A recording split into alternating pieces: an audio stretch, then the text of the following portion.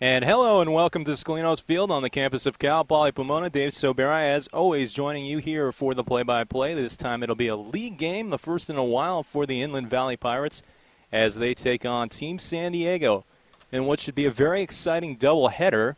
Although nothing is actually at stake in this game, these two teams will finish number 3 and number 2. No matter what happens, number 3 will be Team San Diego and number 2 will be the Pirates. So really in this doubleheader, because both teams are going to end up playing each other on Monday in a playoff game here at 4 o'clock at Scalino's Field, you don't really want to show the other team your hand here today because you're going to have to deal with them again for real on Monday. Of course, this is for real. Every game's for real, and all these guys are going to do their best. But you know that we will see probably a lot of pitching changes. We know that for the Pirates for sure, as everybody wants to be in shape for the playoffs. And so we figure to see Jordan Sheffs here first to start this game out, but should only throw about 50 pitches, so maybe 2 or 3 innings for him. And then look at Kevin Glom. It'll be the same deal with Kevin Glom, although I believe Glom's going in the second game, as is Cody Arat. So both of them will probably go 3 innings apiece in the second game. Here in this game, well, we should also see Michael Koval for about 3 innings. So that's just going to kind of give you a good idea of who we'll see here today. And as we mentioned, all of them pretty much 2-3 innings. Also figure to see maybe Andrew Alvarez as well later on. We'll give you the starting lineups and the defensive alignments as well for both teams as the Inland Valley Pirates take the field for the first time here in what will be 18 innings of exciting baseball.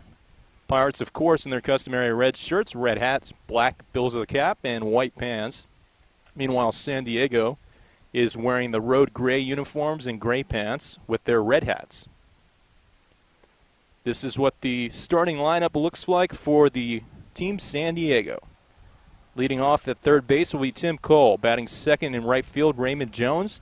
The catcher, Nate Ellenson, is batting third. The cleanup hitter and designated hitter is Tim Larry. Eric Ping is the shortstop, batting fifth. Batting sixth, Manny Cardero, the first baseman who won the SCCBL Home Run Derby 2 years ago. Justin Webb is in the number 7 spot. Nathan Geisel and Tyson Youngs round up the lineup for Team San Diego. Meanwhile, here is what the fielding alignment looks like out there for the Pirates. Going left to right across the outfield will be Henley, Nathan Virgin, and Cherry. Going left to right across the infield will be Anthony Virgin, Greg Espinosa, Jason Padlow, Andrew Alvarez, and Christian Kelly is behind home plate. As we are just about set to get started here at Cal Poly Pomona, in comes the leadoff hitter Tim Cole, the third baseman from UT Dallas, going against the right-handed pitcher Jordan Sheffs for the Pirates. Jordan Sheffs, of course, a great pitcher for this team, and they obviously are equipped with a lot of great arms, are the Pirates. Although in his last outing it was a little bit shaky, but if you remember, there were a lot of errors in that one inning. And Wednesday, first pitch, fastball in the outside corner, called strike one, and we are officially underway after the first pitch is a strike and it's 0-1 here to Tim Cole. Jordan Sheffs working on the windup, fires. Another fastball low and away this time, though, and it's ball one. 1-1 the count here for the 6'2", 185-pound right-handed pitcher going against the right-handed hitter Cole.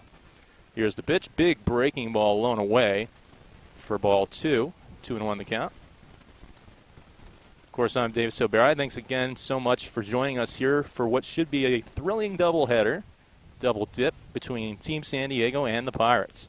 This pitch is in the dirt, and it's 3-1, so a hitter's pitch to come for Tim Cole. 3-1 to number 3-1 on Team San Diego. Here's the pitch from Sheffs. Ground ball, little nubber down the third base line, trying to barehand it and making the barehanded catch is Virgin, but he's not going to be able to make the play in time. It'll be an infield single for Tim Cole, and it seems like that happens a lot in this field. It's kind of a little bit higher grass, and it's so often you just see a guy get that little nubber down the third base line and for a base hit. Obviously, it benefits both San Diego in this sense as the road team, but also it will probably benefit the Pirates one or two times as we go on through this doubleheader. This pitch is swung on and bounced foul on the first base line. We're having a little bit of technical difficulties there for a second, but the issues are resolved now. That's why it was a little bit of a pause there by myself, but the issues are solved now. as we had a little bit of static, I believe. It looked like they were picking up some static, but now it is perfectly clean. So we apologize for that at the beginning of the broadcast and hope it doesn't come back. This one is grounded to the right side. Two-chopper over to the second baseman, Padlo. He flips to short, and they can't turn two, but they do get the force out at second base. So that's the first out of the inning as Raymond Jones reaches on a fielder's choice, 4-6 if you're scoring at home. Here comes the number 3 hitter in the lineup, Nate Ellingson, playing for San Diego Christian. Chefs working on the stretch, fires, ground ball. This might be a tailor-made double play. Espinosa flipping the Padlo, and Padlo will turn 2. And that's 3 up, and that's 3 down. It wasn't, 3 up and 3 down, but they do get the double play. So 3 hitters come up, and they all get retired there after the 6-4, 3-inning double play. And after 1/2 inning of play here at Cal Poly Pomona, it remains a scoreless tie between San Diego and the Pirates. You're listening on InlandValleyBaseball.com. And we'll head back for the bottom of the first inning. No score yet. Team San Diego and the Inland Valley Pirates doing battle here at Cal Poly Pomona. Of course, I'm Dave Sobera, as always, on the play-by-play for all Inland Valley Baseball this season, only on InlandValleyBaseball.com. We'll give you the starting lineup for the Pirates and also the defensive alignment out there for San Diego. For San Diego, it'll be Geisel, Webb, and Jones going left to right across the outfield. Cole, Ping, Youngs, and Cardero left to right across the infield. Ellingson is the catcher, and Joe Viscus is the starting pitcher, the right-handed pitcher for Team San Diego. Meanwhile, the starting lineup, or batting order, for the Pirates will look like this. Greg Espinosa is leading off at short. Bryce Cherry batting second. Anthony Version batting third. Kyle Garlick is the designated hitter in the cleanup spot. First pitch called a strike. And it's 0-1 here to Greg Espinosa. Batting fifth at first base is Alvarez. Then it's Nathan Version in the 6th spot, Kelly in the 7th spot, Padlo and Henley round out the lineup for the Pirates. This pitch misses low for ball 1. 1-1 the count here to Greg Espinosa, the 5'10", 165-pound right-handed hitter. He swings at this one, a two-chopper over towards the left side. Actually, it'd be a one-hop and a really slow throw by the third baseman, Cole, over to first base. But it was hit so hard to him, so quickly to him, that he kind of just had to lob it over there for the first out of the game. So Espinosa is retired. 1 away, bottom of the first inning, still no score yet between the Pirates and San Diego. Here's Bryce Cherry. Bryce Cherry batting .286 on the season, the right fielder. Takes a strike on the outside corner, and it's 0-1 to Cherry. Cherry, of course, one of 4 San Francisco State Gators on this Pirate team. Here's the pitch. Ground ball, right side. Two-hopper over to the first baseman, who flips it back to Viscus for the second out of the inning. So a couple ground ball outs here for the Pirates. That'll be 3-1 if you're scoring at home on that one. And here comes Anthony Version. Anthony Version headed to Cal State Monterey Bay. Right-handed hitter. Actually, that's a Nathan Version, excuse me. Here's the pitch. Called a strike at the knees, 0-1 the count. Let me make more sense to you. It's Anthony Version at the plate, but Nathan Version is the one that's headed to Cal State Monterey Bay. Here's the pitch. And this one misses low for a ball. Anthony Version has been on a tear, especially as of late. .326 batting average and leads the team with a .444 on-base percentage. Here's the pitch. Ground ball foul down the third base line by Anthony. Anthony Version also leading the team with RBIs, with 11 RBIs and then 5 runs scored. So that might be why he is moved up in the lineup here for this game. Here's the pitch. 2-strike pitch at that is fouled off down the third base line. So good job of protecting the plate there by number 42. On deck is Kyle Garlick, and in the hole, Andrew Alvarez. Should a couple guys reach base here for the Pirates in the first inning. Swung on and missed, strike 3, so nobody will reach for Garlick or Alvarez to come up in the inning. And it's 3 up and 3 down here for Joe Viscus and Team San Diego at the end of 1 inning. It remains scoreless, 0-0 between San Diego and the Pirates. You're listening on InlandValleyBaseball.com. We'll head back to the top of the second inning, as it'll be 4, 5, and 6 in the lineup for Team San Diego. That's Tim Leary, Aaron Ping and Manny Cardero. First pitch misses for a ball from Jordan Sheffs, and it's 1-0. Sheffs, of course, the sophomore to be at UC Irvine next year. This one swung and lifted into shallow right center field. Coming in and making the call for it is Bryce Cherry, and that'll be the first out here of the inning for the Pirates. And here comes Aaron Ping, the shortstop from the University of San Francisco for Team San Diego. Of course, Jordan Sheffs playing in the Big West, a great baseball conference. We have another member of the Big West on our team, of course, and the left-handed pitcher Jack Johnson. But you look at what they were able to do this past season, number of teams making the playoffs, and especially UC Irvine going deep into the NCAA tournament all the way to Omaha, which, of course, Jordan Sheffs went to. First pitch misses inside for a ball, 1-0 the count. Fastball swung and lined over towards the first baseman, Alvarez, who makes a nice backhanded grab for the second out of the inning. So a line drive out there for Alvarez. And that'll be the second down here in the top of the second inning. Still no score yet between Team San Diego and the Inland Valley Pirates, as Manny Cardero will step up to the plate. Manny Cardero from Cal State San Marcos, right-handed hitter, digging in, and looks at a fastball outside, ball one. 1-0 the count.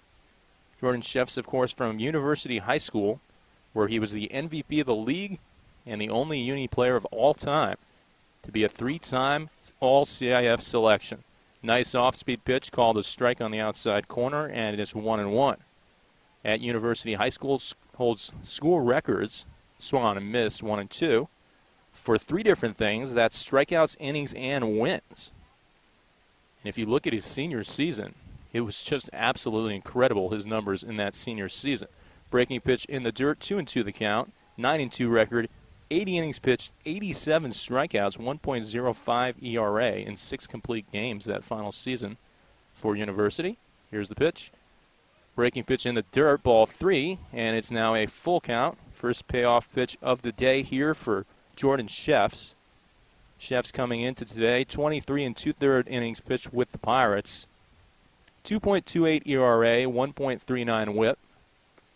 Breaking pitch low and away, ball 4. So that'll be the first base runner here for Team San Diego in the second inning in the form of a walk, as Manny Cardero touches first base, and up comes Justin Webb, the center fielder. Sheffs also has 9 strikeouts and 9 walks in those 23 2/3 innings. 1-1 record and a couple saves. Fastball inside, called strike 1. 0-1 the count here to Webb. Webb plays for Northeast Oklahoma A&M from Team San Diego.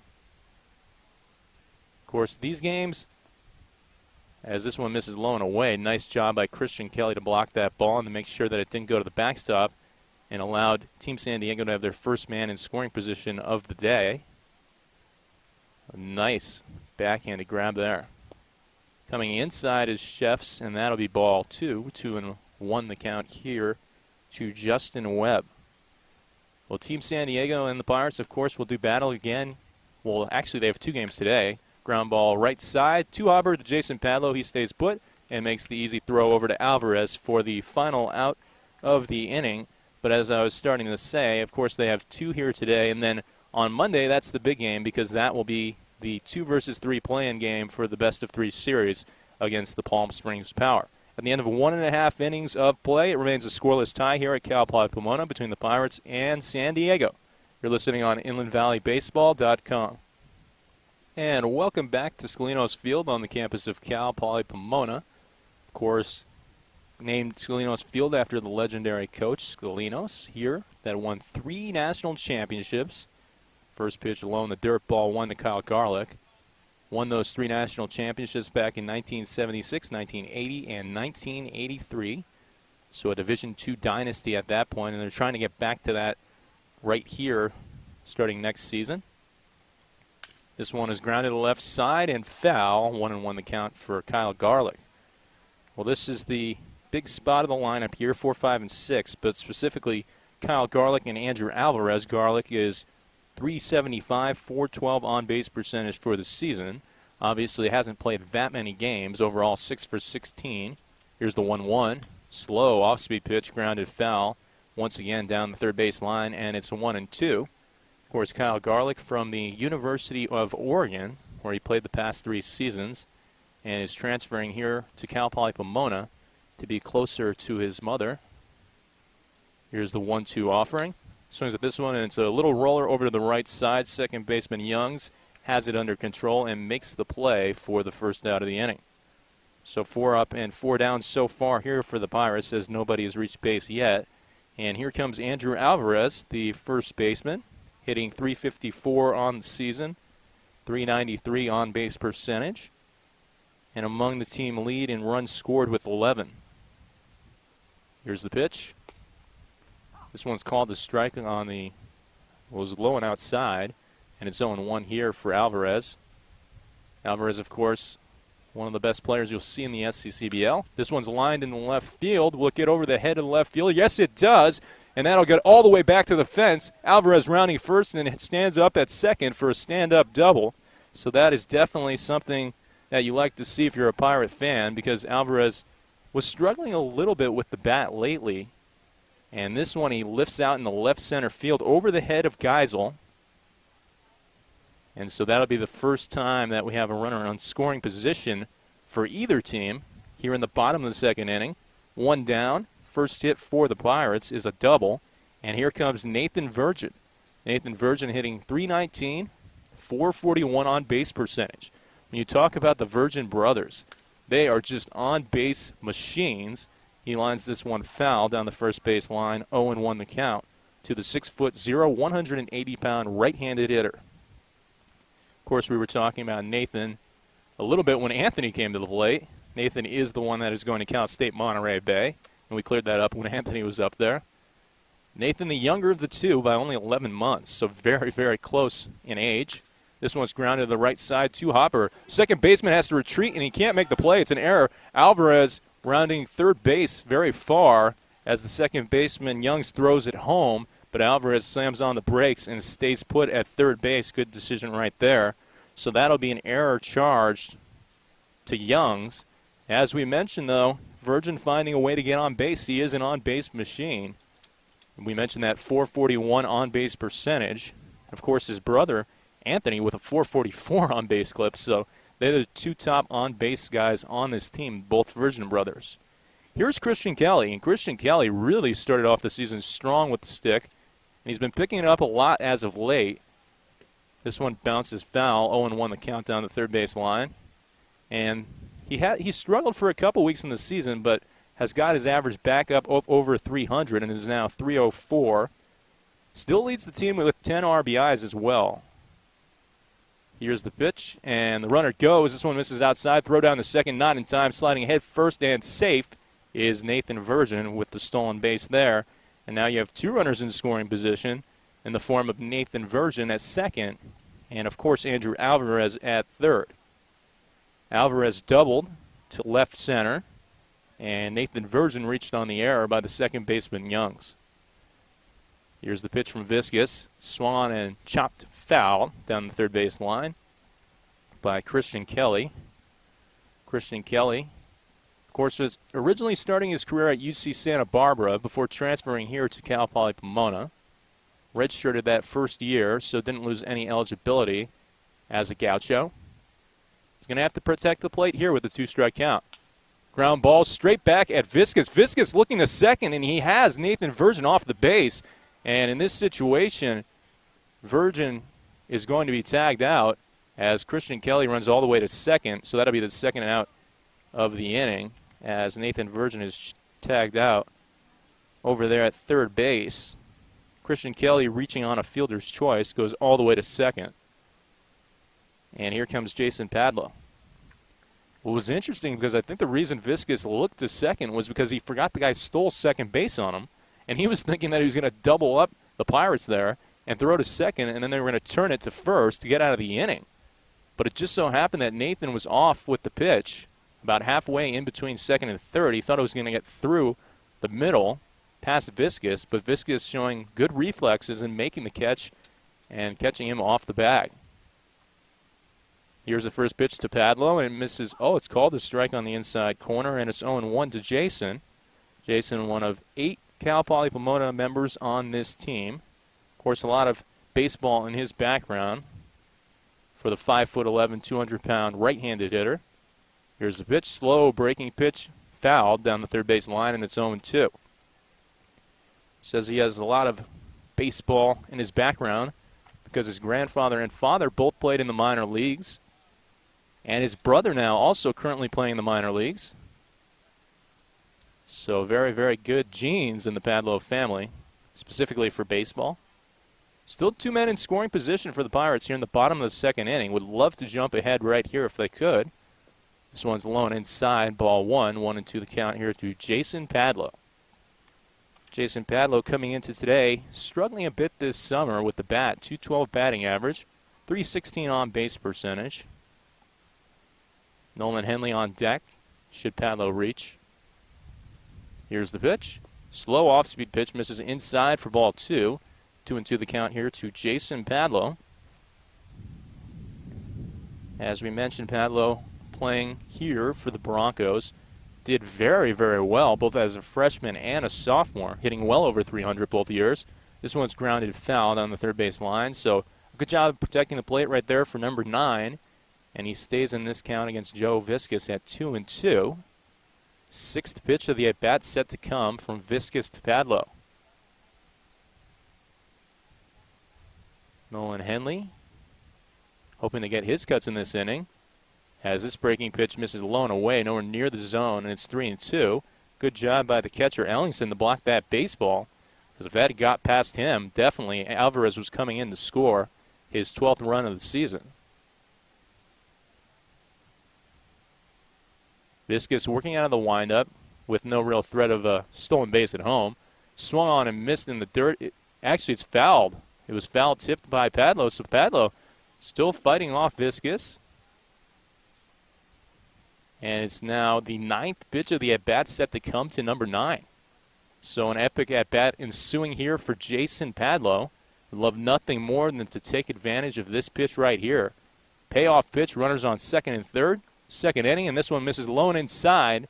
So Padlo really earns that walk, and the bases are now full of Pirates here in the bottom of the second. 2 outs, no score.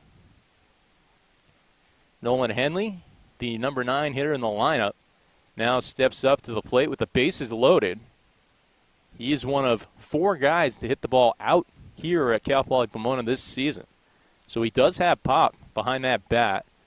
He hit a majestic fly ball out of left field earlier in the season. And he would love to take advantage of this opportunity right here. First pitch to him misses low for ball 1, 1-0 the count. Of course, Nolan Henley, as a lot of number 9 hitters are, pretty much an extension of the leadoff hitter. He could really be a leadoff hitter, but it just so happens that you have Greg Espinosa, so you want to put these 2 guys back-to-back once you get deeper in the lineup, and then you really have 2 leadoff hitters in a row. This one misses low, 2-0. Good eye right there for Nolan Henley, and he is now going to have a hitter's pitch to come. 2-0 count. Let's see if he can sit dead red on fastball on this next pitch here from Joe Viscus. Should Henley get on base? Back to the top of the lineup. Big moment for the Pirates just in the second inning. This one's called a strike low on the outside corner, and it's 2-1. Nolan Henley kind of didn't like the call as he shook his head and looked up towards the skies in disbelief. Still 2-1 to the University of Laverne Leopard. And this is an off-speed pitch also on the outside corner called strike 2. So Joe Viscus fights back from 2-0 and makes it 2-2. Here to Nolan Henley, the 5'11", 175-pound right-handed hitter. Mentioned also a Leopard, one of 3 in the Inland Valley Baseball Association. Here's the pitch, 2-2, grounded to the left side and just fouled, just barely missed being an extra base hit, as it was about maybe 6 inches to the left of the third base bag. And so we'll do it again, another 2-2 pitch to come here for Nolan Henley. So the 6th pitch of the at-bat altogether, as the Pirates have been taking Joe Viscus very deep in counts. This is a very good sign for the rest of the game. They're seeing him very well. Swung and foul tipped. And it's another 2-2 to come. 7th pitch of the at-bat. So we just had a 9-pitch at-bat and now a 7-pitch at-bat here for Henley. as Greg Espinosa will claim the foul ball behind home plate. And here comes Nolan Henley digging back in. We were mentioning University of Laverne. Brett Early is the other Leopard on this team, and Diego Cortez on the Buccaneers. This one's grounded up the middle, but the shortstop makes the catch, tries to flip it at second, and won't be able to make it on time. A run comes in to score. That is Andrew Alvarez's 12th run of the season, and it's 1-0 Pirates here in the bottom of the second inning. So, interesting play right there, only in the sense that it's probably ruled as a fielder's choice. The shortstop decided to flip it to second base, but Padlo was running on the pitch, and he was there way too early. So there was no actual error made. You might have tried to throw Henley out at first because there were 2 outs, but they didn't decide to do it. So very, very interesting what that scoring would be. This pitch misses low and away, ball 1, and this is Greg Espinosa. He is leading the team in batting average with a .377 clip. Also has a .441 on-base percentage, so this is exactly who you want at the plate if you're the Pirates with the bases loaded. 1-0 to score, bottom of the second inning. 2 outs, ground ball left side, foul. Over towards Coach Espinosa. Vic, the father of Greg, over there at the third base. And the brother, Alex, also at first base as a coach. So certainly an Espinosa family affair right here with the bases full of Pirates. Here's the 1-1. Outside, ball 2, 2-1 the count. Well, this is really a huge situation to take advantage of. You can't say enough about this situation with the bases loaded. And 2 outs here in the bottom of the second inning. 1-0 to score, 1 run already coming in on a ground ball by Henley where Alvarez scored. This one is fouled off the left shin of Espinosa, and it's 2-2. Well, really, we talked about it in a lot of other games, but this game is held really true. The more pitches you see from the pitcher in the early innings, the better you're able to handle him the rest of the game. And this is still only the second inning. They just keep extending counts. This will be the 5th pitch in the at-bat for Greg Espinosa. Here it comes. And this one is swung on and it's fouled out of play down the first base line. So we'll do it again, another 2-2. And the 3rd consecutive at-bat that sees at least 6 pitches. Feel like you're seeing, if you're a Dodger fan, A.J. Ellis hit up here every single time. He's a guy that sees a lot of pitches. In fact, among the most in Major League Baseball. Here's the pitch. Line to the right side. Will it get through the hole? No, making a nice play. And now bobbling it is Youngs. And that will be the 2nd run of the game as Kelly comes in to score. And it's 2-0 Pirates here in the second inning. So Christian Kelly is in. Andrew Alvarez in as well. As that ball was hit towards the right side hole, but it looked like Youngs got there in time and just couldn't handle it. If he made the catch, and it still was a tough play to make, if he made the catch, he should have been able to have enough time to throw out Espinosa at first. Here's Bryce Cherry. Base is still loaded as this one misses outside for ball 1. 1-0 the count to Bryce. Bryce is 0 for 1. Grounded out towards the first baseman in his first at-bat. Pirates sending up their 8th hitter in the lineup here in this inning. And this one is grounded to the left side straight over towards the shortstop. He checks at second and now fires the first in time to retire Cherry. But that is after 2 runs are scored by the Pirates here in the inning. Andrew Alvarez was the one who started it all off with that double and ended up scoring on the ground ball by Nolan Henley. And then the 2nd run coming in was Christian Kelly scoring on the ground ball to the right side by Greg Espinosa. And it's 2-0 Pirates at the end of 2. You're listening on InlandValleyBaseball.com. To the top of 3 we go. 2-0 the score. Pirates leading San Diego here at Cal Poly Pomona. Of course, this is an SCCBL League matchup. Team San Diego coming in 7-7. First pitch swung on and lifted into right field. And the right fielder, Bryce Cherry, has it under control. He's camping underneath it and makes the grab. So 1 pitch and 1 out here for San Diego, as Geisel flies out to right field. And here comes Tyson Youngs. Tyson Youngs had that play on Espinosa's ground ball to the right side that if he could have fielded it cleanly, he might have been able to make the play over to first base. Not exactly sure if that'll be ruled an error or infield single, but probably more likely an error. First pitch misses low for ball 1. 1-0 the count here to Tyson Youngs. Jordan Sheffs remains on the mound. This is a towering fly ball hit right back at Sheffs.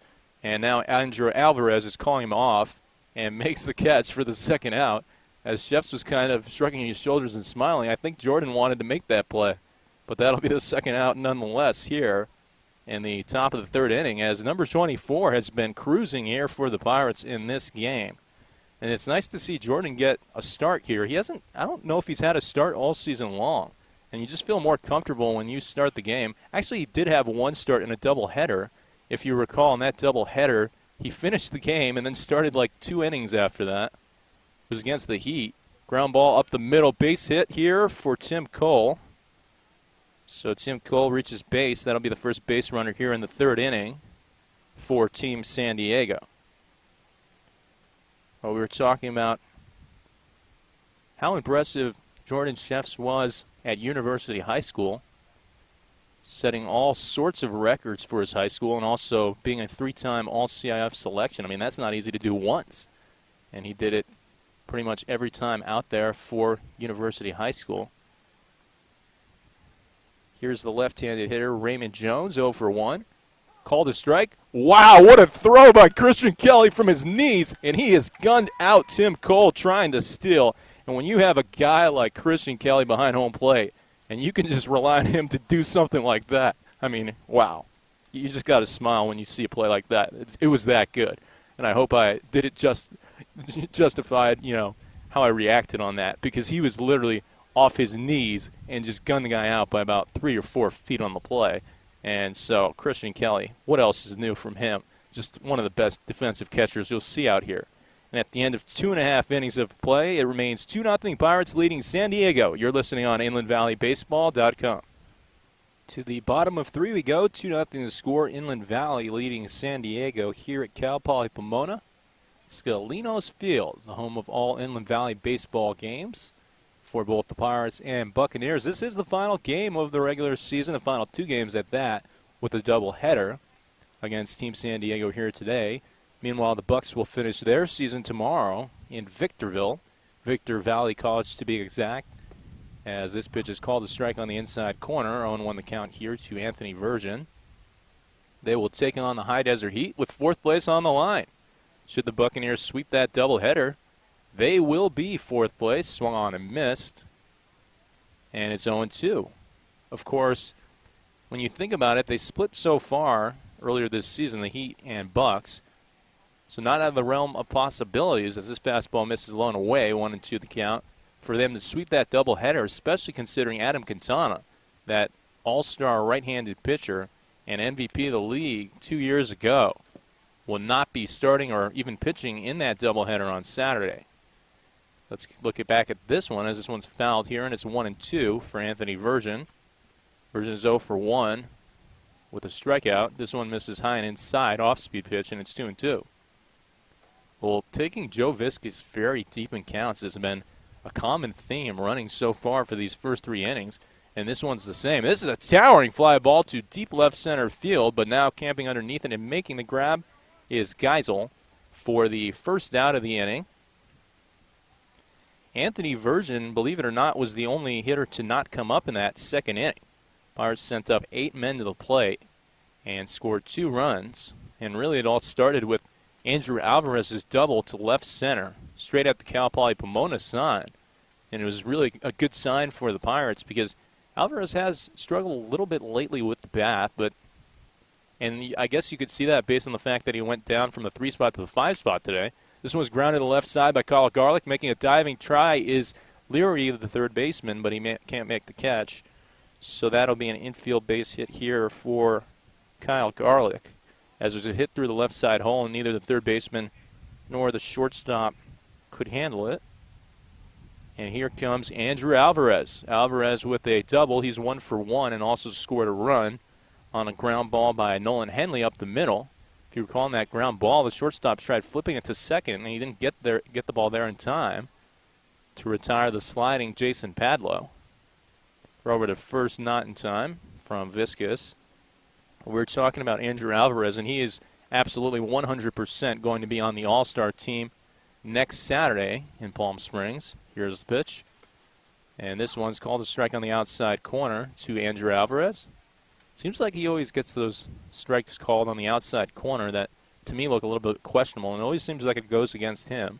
Maybe it's because the umpire knows he's one of the best players, so you have to call strikes against him.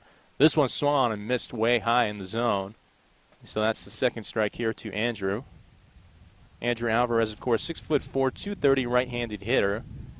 Headed to Houston Baptist next season, was at Orange Coast College this past season, where he won a state junior college championship. Ground ball, left side, two-hopper over towards the shortstop Ping. He flips it to second, and they get the force out there. Can't turn two. So Alvarez reaches on the fielder's choice as Garlick is retired at second, and that'll be the second out of the inning. Here comes Nathan Virgin. Virgin reaching on an error by the second baseman Youngs is 0 for 1, also stole second base, and then was caught off by the pitcher Viscus on a ground ball comebacker right to Viscus. Blown away, ball 1-0 the count. If you recall, Viscus, I think he forgot that Virgin stole second base on him because he had the comebacker, and he initially looked to throw it to second base, and it just so happened that Nathan was off, and they caught him there in between second and third. Big breaking pitch called a strike on the inside corner to Nathan Virgin. Well, we talked about the fact that both the Virgin brothers are really the top two on-base guys on this team. Nathan with a 441 and Anthony with a 444. Runners off of the pitch, and this one is lined into right field, but straight at the right fielder, Jones, who maybe had to range 2 or 3 feet to his right, but that was very, very well struck by Nathan nonetheless.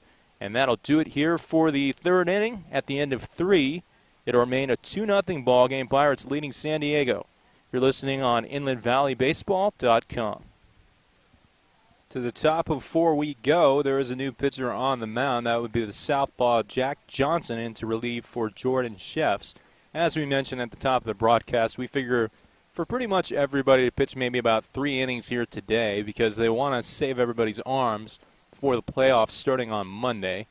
And certainly Jordan Sheffs is in the mix for that. Sheffs, the book is closed on him. He tossed a very, very solid 3 innings. As the first pitch from Johnson misses away for ball 1 here to Raymond Jones. Jones is 0 for 1, grounded out in the first inning. It was actually a fielder's choice, so he did actually ground out, but he reached on that fielder's choice, of course. Called strike, 1-1 the count. Jordan Sheffs only allowing 2 hits in those 3 innings. And actually, believe it or not, it was the first hitter who got a hit off him, and it was a little nubber down the third base line. And the last hitter against him who got the single, which was an actual real hit up the middle, but then he was caught stealing. So believe it or not, the first and last guys get hits, but that was it. In between, everybody could not touch Sheffs, as this one is swung on and missed for strike 2.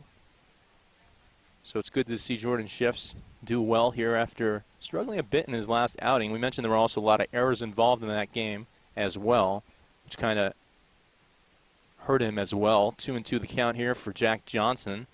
Leg kick, and here's the pitch. Ooh, this one just misses high and in for ball 3, 3-2 the count.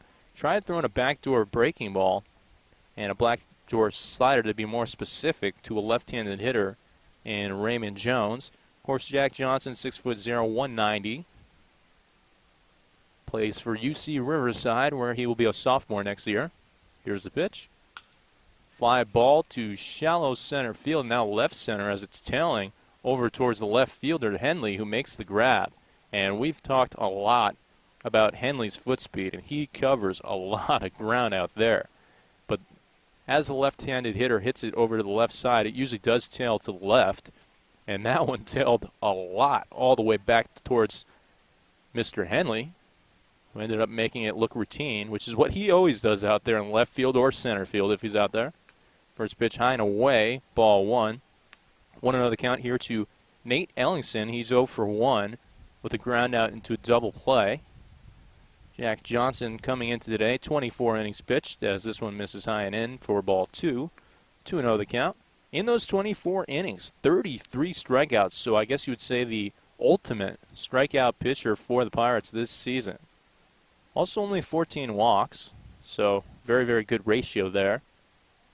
Here's the pitch. And this one's called a strike on the inside. 2-1 the count here for Jack Johnson. Johnson coming into today has a 2.63 ERA, 1.54 whip. It's been very, very tough to hit him. Fly ball, foul down the third base line, but very playable for Anthony Virgin, who will make the catch here for the second out of the fourth inning. 2-0 remains the score. Pirates on top of Team San Diego. As Tim Leary, the designated hitter, comes to the plate, he's 0 for 1 with a fly out to right field. Leary was actually the SCCBL hitter of the week earlier in the season for Team San Diego. Here's the pitch from Johnson. Low and away, ball 1, 1-0 the count. Jack Johnson, of course, a bioengineering major at UC Riverside. Hometown, well, you guessed it, it's Riverside, and went to JW North High School. As this one is called a ball, and Leary did hold up his swing, so it'll be 2-0. It was a fastball. At JW North High School, Jack Johnson, his favorite memory is, well, first of all, they won the CIF title. And this one, yes, he did go, and it's 2-1. So Leary checking his swing on the previous pitch and now actually going on that one, as was another fastball up in the zone. And it's 2-1 here for Jack Johnson. We were starting to talk about Johnson's high school prowess. Ground ball right back to him, one hopper, and he fields cleanly and retires Leary for the final out of the inning. So 3 up and 3 down here for Jack Johnson, just to finish that story. Of course, winning the CIF title at JW North. Then along the way, he tossed a one-hitter against Jay Serra that helped them win that CIF championship. At the end of 3.5 innings of play, it remains 2-0. Pirates on top. You're listening on InlandValleyBaseball.com. And welcome back. It'll be Christian Kelly, Jason Padlow, and Nolan Henley in the lineup here in the fourth inning. That's 7, 8, and 9, if you were wondering. And here is Christian Kelly, the man who made an absolutely brilliant throw to second base, catching the runner stealing. And actually, we've got a little bit of Twitter reaction from some of our players. Ground ball hit up the middle, off the glove of Viscus. Viscus now running to it and will throw to first and will retire Christian Kelly in time. Christian Kelly didn't look like he was hustling that hard down the baseline. I'm not sure if he was shaking up a bit. Obviously, catcher is normally not the most fleet of foot, but still, it looked like the fact that, well, I guess he hit it so hard right back at Viscus. Viscus still had a lot of time and cool and calmly collected it and made the play for that first out. This one misses inside, ball 1. 1-0 the count here to Jason Padlow, who drew a walk in his previous plate appearance. We were talking about the Twitter reaction. Well, Conlon McKenzie favorited and retweeted one of our tweets, two-chopper over to the third baseman for Padlow, and firing across the diamond in time is Cole for the second out of the inning. So 2 ground ball outs here for the Pirates, as the first 2 hitters are retired very quickly in the bottom of the fourth. And yeah, Conlon McKenzie retweeted our tweet about the fact that Christian Kelly has a cannon. And that was pretty much the tweet that I sent out there, and 3 exclamation points. And McKenzie, who's in the dugout, retweeted.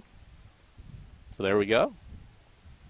Speaking of interaction, we're really excited to say how many people have listened to the last few games, as this one misses high and inside to Nolan Henley, 1-0 the count to him.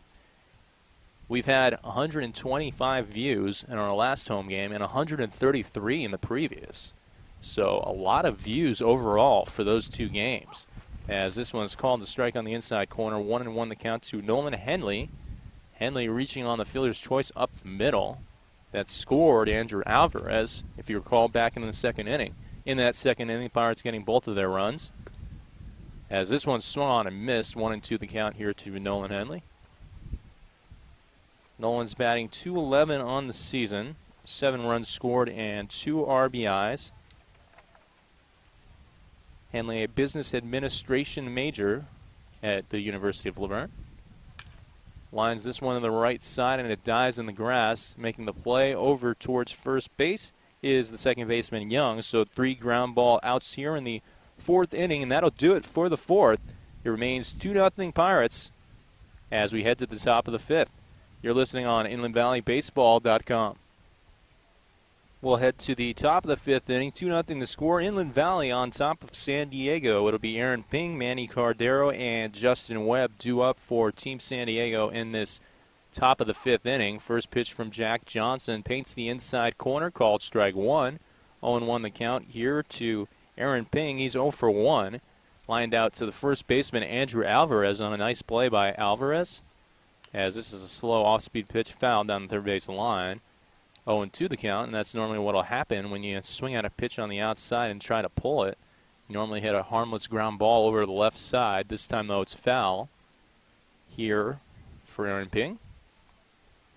Pitch swung on and lifted towards the right side, but foul and out of play. So we'll do it again. Another 0-2 pitch to come here for Aaron Ping going against Jack Johnson. Well, of course, we talk about this every time, but it's always worth noting the fact that Jack Johnson has a southpaw. His favorite team is the Dodgers, and just knowing that he's a southpaw and his favorite team is the Dodgers, of course, we by now think that you can guess who his favorite two players are of all time. That would be Sandy Koufax and Clayton Kershaw. This one misses away, ball. So it's 1-2 here, as Jack Johnson is hoping to do what he's been really good at all season long, which is striking out hitters. Pitch comes inside and misses for ball 2. 2-2 the count. I mentioned it in the last inning, but it's worth noting again. 24 innings pitched, 33 strikeouts coming into today. Johnson shakes off his catcher's signs. That, of course, is Kelly. Fires home, and this one misses low and inside, and it's 3-2. So all of a sudden, after an 0-2 count, the hitter Ping fights back and makes it 3-2. Jack Johnson, in his last outing, kind of struggled with full count pitches. He ended up having 3 full count walks, I believe, in those 2 innings. And this one is another 3-2 walk, as that was 0-2 and 4 consecutive balls for Jack Johnson. And San Diego has their leadoff man on base here in the top of the 5th inning. Here comes Manny Cardero. No official at bat because he drew a walk in his previous plate appearance back in the 2nd inning. Jack Johnson, of course, very proud to be the first member of his family to go to college. High fly ball, very, very high out in the center field, and Nathan Virgin doesn't see it, and now he finally locates it. At first he kind of flew out his hands like he didn't know where it was, and then at the last moment, jogging over towards the left, and he's kind of conversing with Bryce Cherry in right field, saying he couldn't initially see it, but still made the catch. He was close enough to where it didn't matter. If you recall, that actually happened to him in the power game, which almost ended up really costing the Pirates. But this time, he does make the catch. As we mentioned, that ball was hit so high by Manny Cardero. That is one of the probably highest fly ball outs we've seen here all season long. As the first pitch misses low to Justin Webb, 1-0 the count to number 17, 0 for 1 on the day. Ground ball out to the second baseman, Padlo. And he takes low and away for ball 2, 2-0 the count here.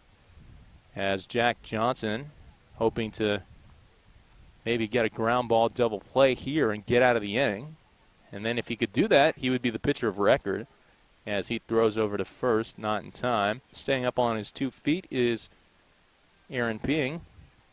Ping, of course, drawing the walk to lead off the inning after falling behind 0-2, 4 consecutive balls. Swung on and missed, off-speed pitch. Way out in front of it was Justin Webb.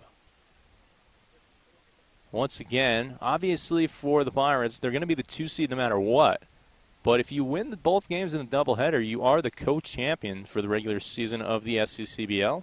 And that's something that you can celebrate and just kind of, mention on the website as well, just to say that you were the co-champions of the SCCBL. It's 3-1 here. So a hitter's pitch to come to Justin Webb. Here's the pitch. Bounced foul down the third base line and into the third base dugout of Team San Diego.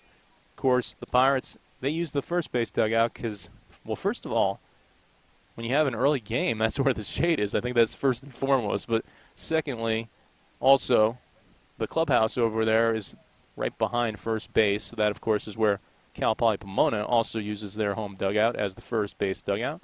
But typically, the third base one is the home dugout. This one is lined into center field right at Nathan Virgin, who starts back and now comes in and makes the catch underhanded for the second out of the inning, and the second out there in the center field for Nathan. And here comes Nathan Geisel. He's 0 for 1, flew out to right field in his previous at-bat back in the third inning.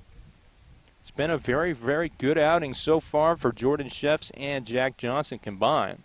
Very few base runners in this game. Only 2 hits so far in 4 2/3 innings for San Diego.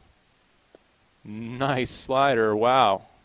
Not quite sure where that missed. That was a really good pitch. It must have missed a little bit low for ball 1. 1-0 the count here to Nathan Geisel. It'll be Geisel and then Youngs, 8 and 9 in the lineup. Should Geisel get on base. And we have a pickoff throw, not in time there. Jack Johnson just kind of keeping the runner over there on his toes, making sure he's paying attention. Wasn't really, oh, that's a good pickoff move, but not in time. As Johnson basically looked like he was coming set, and then at the last second stopped off the mound and tried to throw out the runner at first.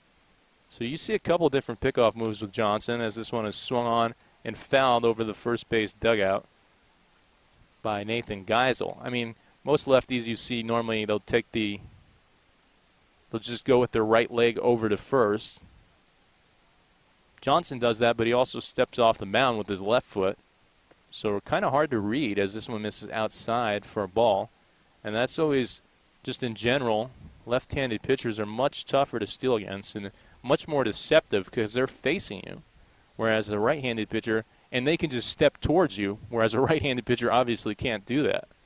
Here's the pitch. This one's grounded foul down the third base line by Nathan Geisel. Obviously, as we were talking about coming into today, you would like to win both games if you're the Pirates and just be able to say you are the co-champions of the league, but you're going to be playing this team again on Monday no matter what in the 2-3 matchup at 4 o'clock here at Cal Poly Pomona. Fly ball down the right field line. Will it be fair? No, it's foul, just foul. Andrew Alvarez was in relentless pursuit of it but couldn't get there in time. Also charging in was the right fielder Cherry and Padlow, the second baseman, but hit out of the reach of all 3 of them. So Nathan Geisel stays alive. Another 2-2 pitch to come here. Love the right sleeve of Geisel. It looks like it's almost like a USA type of thing. It's red and white. Then he's wearing like a blue batting glove, so it reminds me of good old USA. Here's the pitch. And this one is a high fly ball into center field. And surprise, surprise, Nathan Virgin. He records all 3 outs in the inning. 3 fly ball outs to center field in a row for Team San Diego. And the side is retired by Jack Johnson here. And we are halfway through this baseball game. 2-0 to score. Inland Valley leading San Diego. You're listening on InlandValleyBaseball.com. To the bottom of 5 we go. 2-0 to score. Pirates leading San Diego.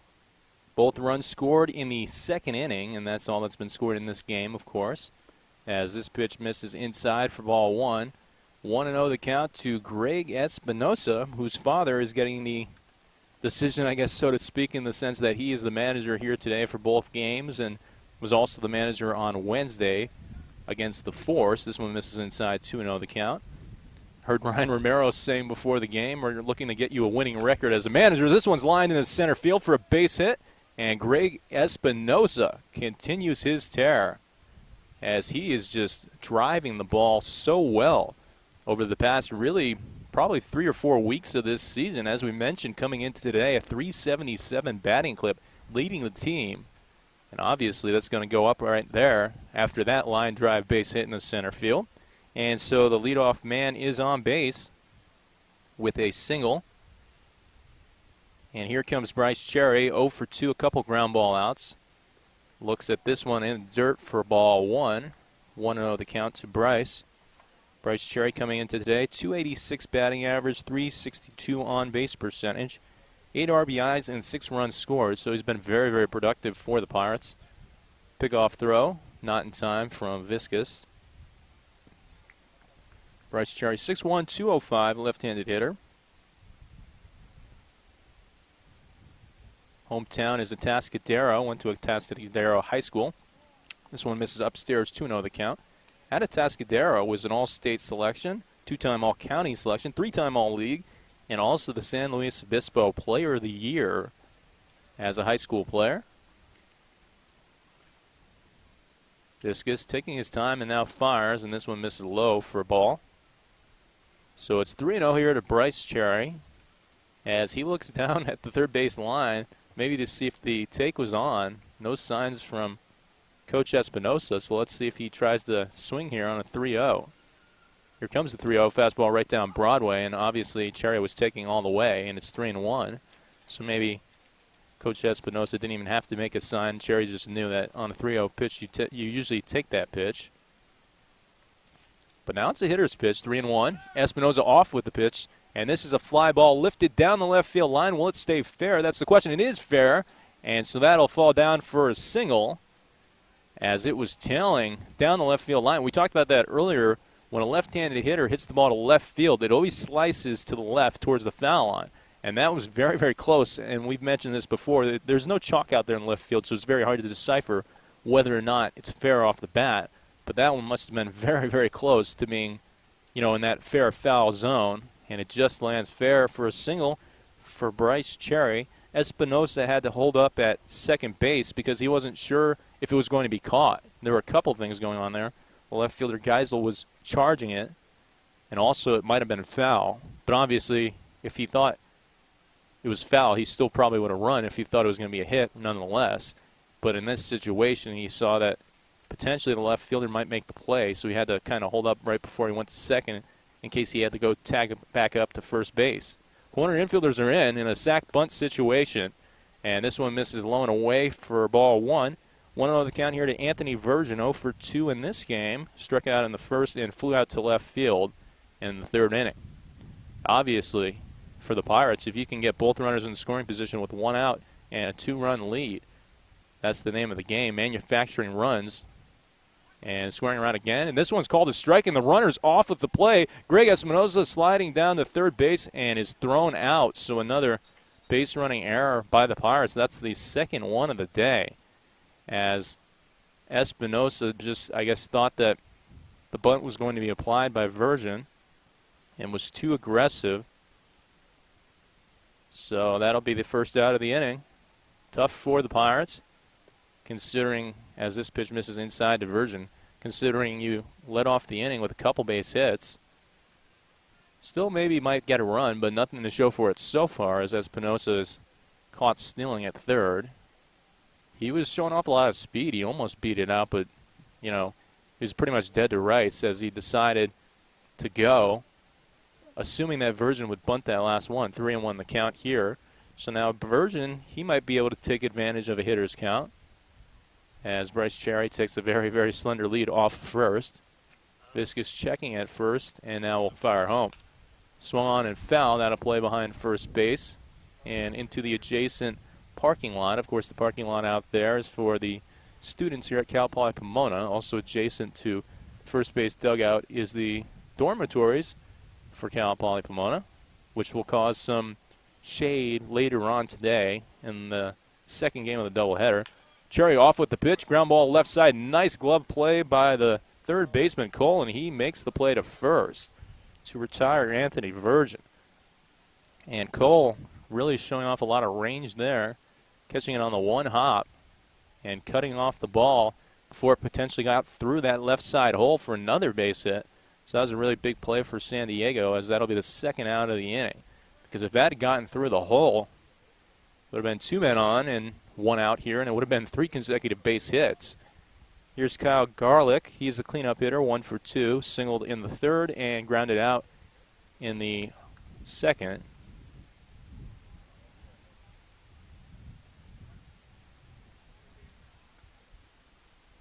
And shortly after he grounded out, that's when the Pirates, Andrew Alvarez hit a double and ended up scoring on a Nolan Henley ground ball. And this one is swung off the fist and fouled out of play behind home plate. 0-1 the count. And then Christian Kelly ended up reaching on a fielder's choice and scoring on the ground ball by Greg Espinosa, hit to the right side. And it ended up being an error. Joe Viscus checks the runner at second, fires home. And this one hits Garlick. It was a slow off-speed pitch. And Garlick, not really getting out of the way, just decides to take the base. So runners on first and second. 2 outs. Bottom of the 5th inning. Here comes Andrew Alvarez. He is 1 for 2. Doubled and scored, as we were mentioning, back in the 2nd inning, and also reached on a fielder's choice. And we have been talking a lot about how great he is, both on the mound and at the plate. 100% will be in the All-Star game on next Saturday in Palm Springs. Joe Viscus working out of the stretch, taking his time, looking down at second base. Nobody covering Bryce Cherry, as this one is a bouncer in the dirt for ball 1 to Andrew Alvarez, 1-0 the count. Of course, Alvarez and Espinosa will both head to Houston Baptist next season. I think Espinosa was one of the guys, or maybe the major guy, who recruited him here for this team this year. And this one misses low and away for ball 2, 2-0 the count. So Andrew Alvarez ahead of the count here, 2-0, with 2 runners on and 2 outs. Would love nothing more than to hit another line drive out in the left center field and potentially score Bryce Cherry here. Make it a 3-0 game. Here's the 2-0. Fastball called to strike at the knees. And it's 2-1 here to Andrew Alvarez. Obviously, this is still the first game of 2. The Pirates winning the previous 2 out in San Diego, 8-4 and 4-0. Here's the pitch. And this one's in the dirt, 3-1. So the Pirates have had San Diego's numbers so far. After San Diego had their number last year, San Diego swept the season series 4-0. And they played all 4 games in 2 days in San Diego, something that the Pirates will never do again. And then this season, Pirates taking 2 up there, or down there, I guess it's in San Diego, as the 3-1 misses low and away for ball 4.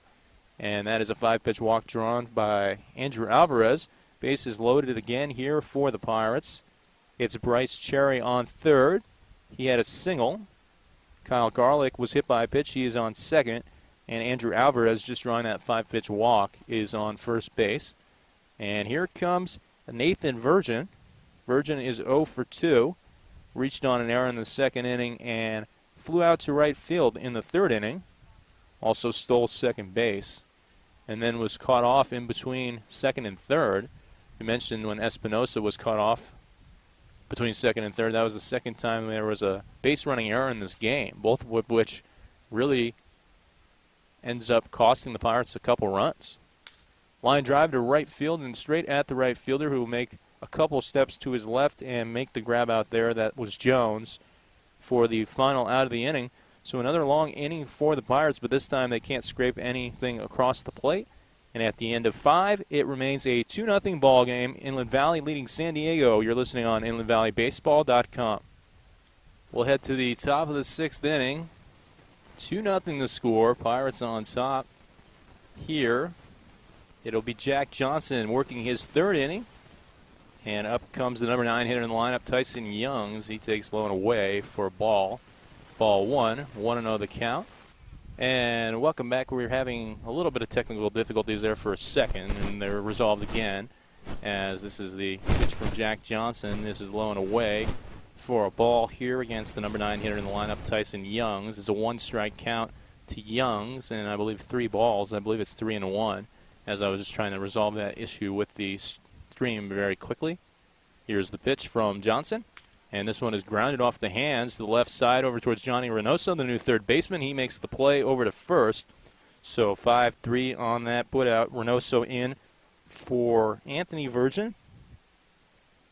Meanwhile, at shortstop, it's Kyle Jackson in for Greg Espinosa. And at second remains Padlo. At first remains Alvarez. And obviously, as we always talk about, it's hard to see in the outfield, but I can definitely tell you that out in center field is Morabito in for Nathan Virgin. And the reason that's really easy, as this pitch misses outside for ball 1, 1-0 the count here to the leadoff hitter Tim Cole, is because Alex Morabito is a left-handed player, and Nathan Virgin, a right-hander. I also believe that's Michael Johnson out there in left field. Pretty sure about that, as this one's called a strike here. So we've got Johnson in at left field for Henley. And then out there in right field, another situation where it's a left-hander in there, and that's Matthew Reynoso. So those are all the changes, as this one misses low for a ball. So just to kind of recap really quickly, Johnson is now in left, Morbido in center, Reynoso in right. The other Reynoso, that is Johnny Reynoso, of course, at third, and Jackson at short. The rest remain the same. This one's high and tight for a ball, the rest being the second baseman Padlo, the first baseman Alvarez, and the catcher Kelly. And it's 2-1 here for Jack Johnson. Well, we talked about how Jack Johnson has been such a strikeout pitcher. None yet here today, as this one misses outside for ball 4. 5-pitch walk drawn by Tim Cole. And Tim Cole has actually reached base all 3 times, a couple singles and a walk now. And if you remember, he was caught stealing back in the 3rd inning on the unbelievable play by Christian Kelly. A little bit of a wind gust here at Cal Poly Pomona as the left-handed hitter Raymond Jones steps up to the plate. He's 0 for 2.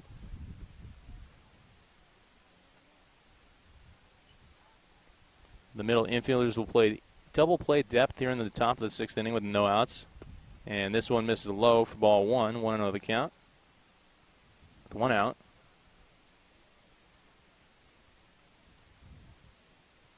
So obviously in this situation you want to try to turn 2 if you can and get a ground ball here if you're Jack Johnson, not necessarily wanting to come out there with another strikeout. Jack Johnson, he hasn't gone this long. Most of his outings have been 1 or 2 innings for the most part in recent weeks. So this is the first time he's gone past the 2-inning mark in a while, and this is his 3rd inning of work. It was Jordan Shefts who started the game off and only allowed 2 hits and no runs, of course. Here's the pitch. This is inside for a ball. As we continue to get some Twitter interaction here on a Friday here at Cal Poly Pomona. Called a strike there on the inside corner.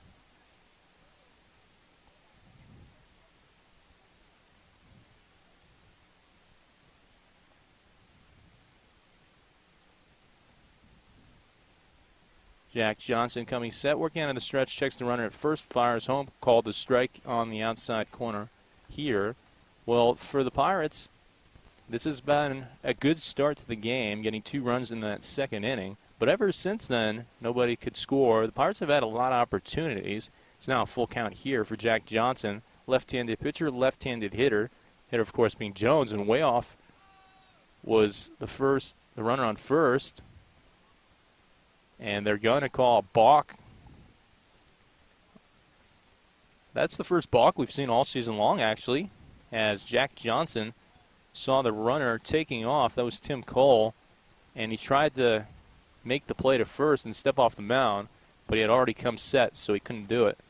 So the first balk this season puts a runner in scoring position for San Diego, and this one's lined straight at Alvarez. Alvarez throwing down to second, then they got him! Wow, what a double play turn there by Andrew Alvarez, who first of all was lined down the first base line, makes a nice grab to his glove side, spins 180, fires down to second, and they turn 2 there. So even though the balk put Team San Diego in scoring position for the first time today, the runner is quickly retired, and that is the second base running error that Tim Cole has made today. Well, the first one you can't really fault him on. He was told to steal, obviously, but that one he was off the base there. And Andrew Alvarez turning 2 on that double play. We'll head to the bottom of the 6th inning in a 2-0 ball game. Pirates leading San Diego. You're listening on InlandValleyBaseball.com. To the bottom of 6 we go. It remains a 2-0 ball game. Pirates leading Team San Diego. First pitch misses low and away here for ball 1 from the new pitcher. Number 10, the right-handed pitcher Dorsey here in to relieve Joe Viscus. Ground ball left side to Chopper. Nice play made over there at the hot corner by Cole. Catching it off the short hop and firing across the diamond for the first out in this inning.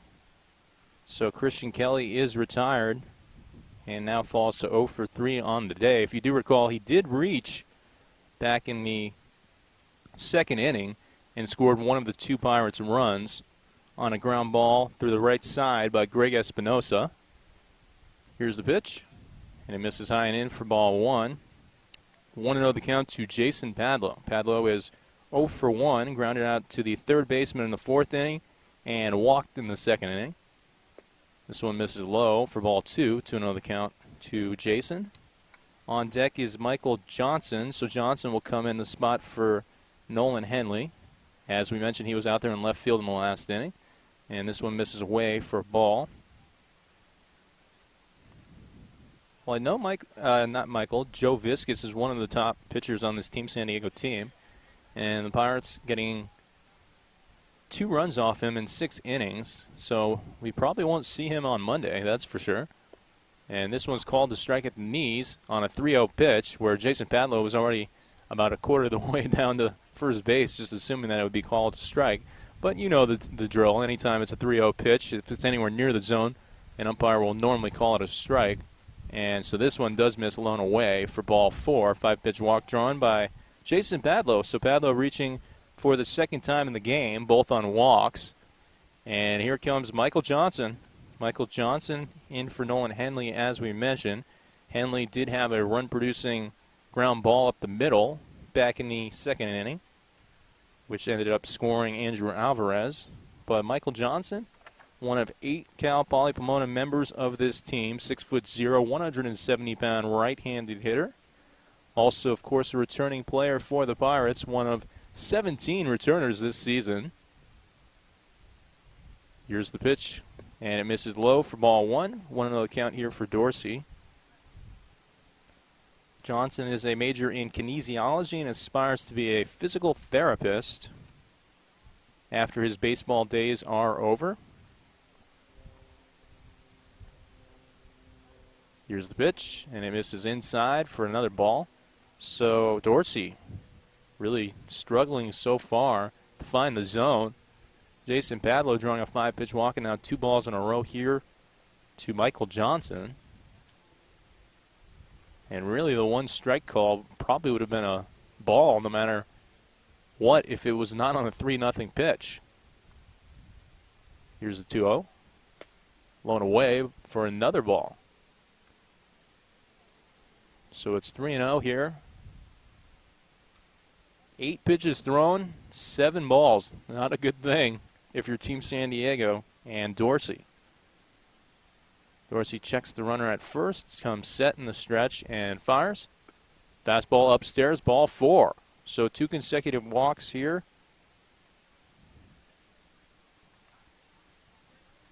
For Dorsey, as Michael Johnson is now on first and Jason Padlow on second with 1 out in the 6th inning.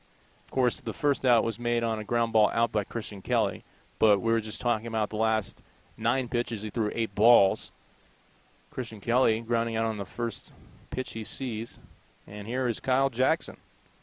So Kyle Jackson in here for Greg Espinosa, which we also, of course, mentioned back in the last inning, coming in at shortstop. So Espinosa will finish the day 1 for 3.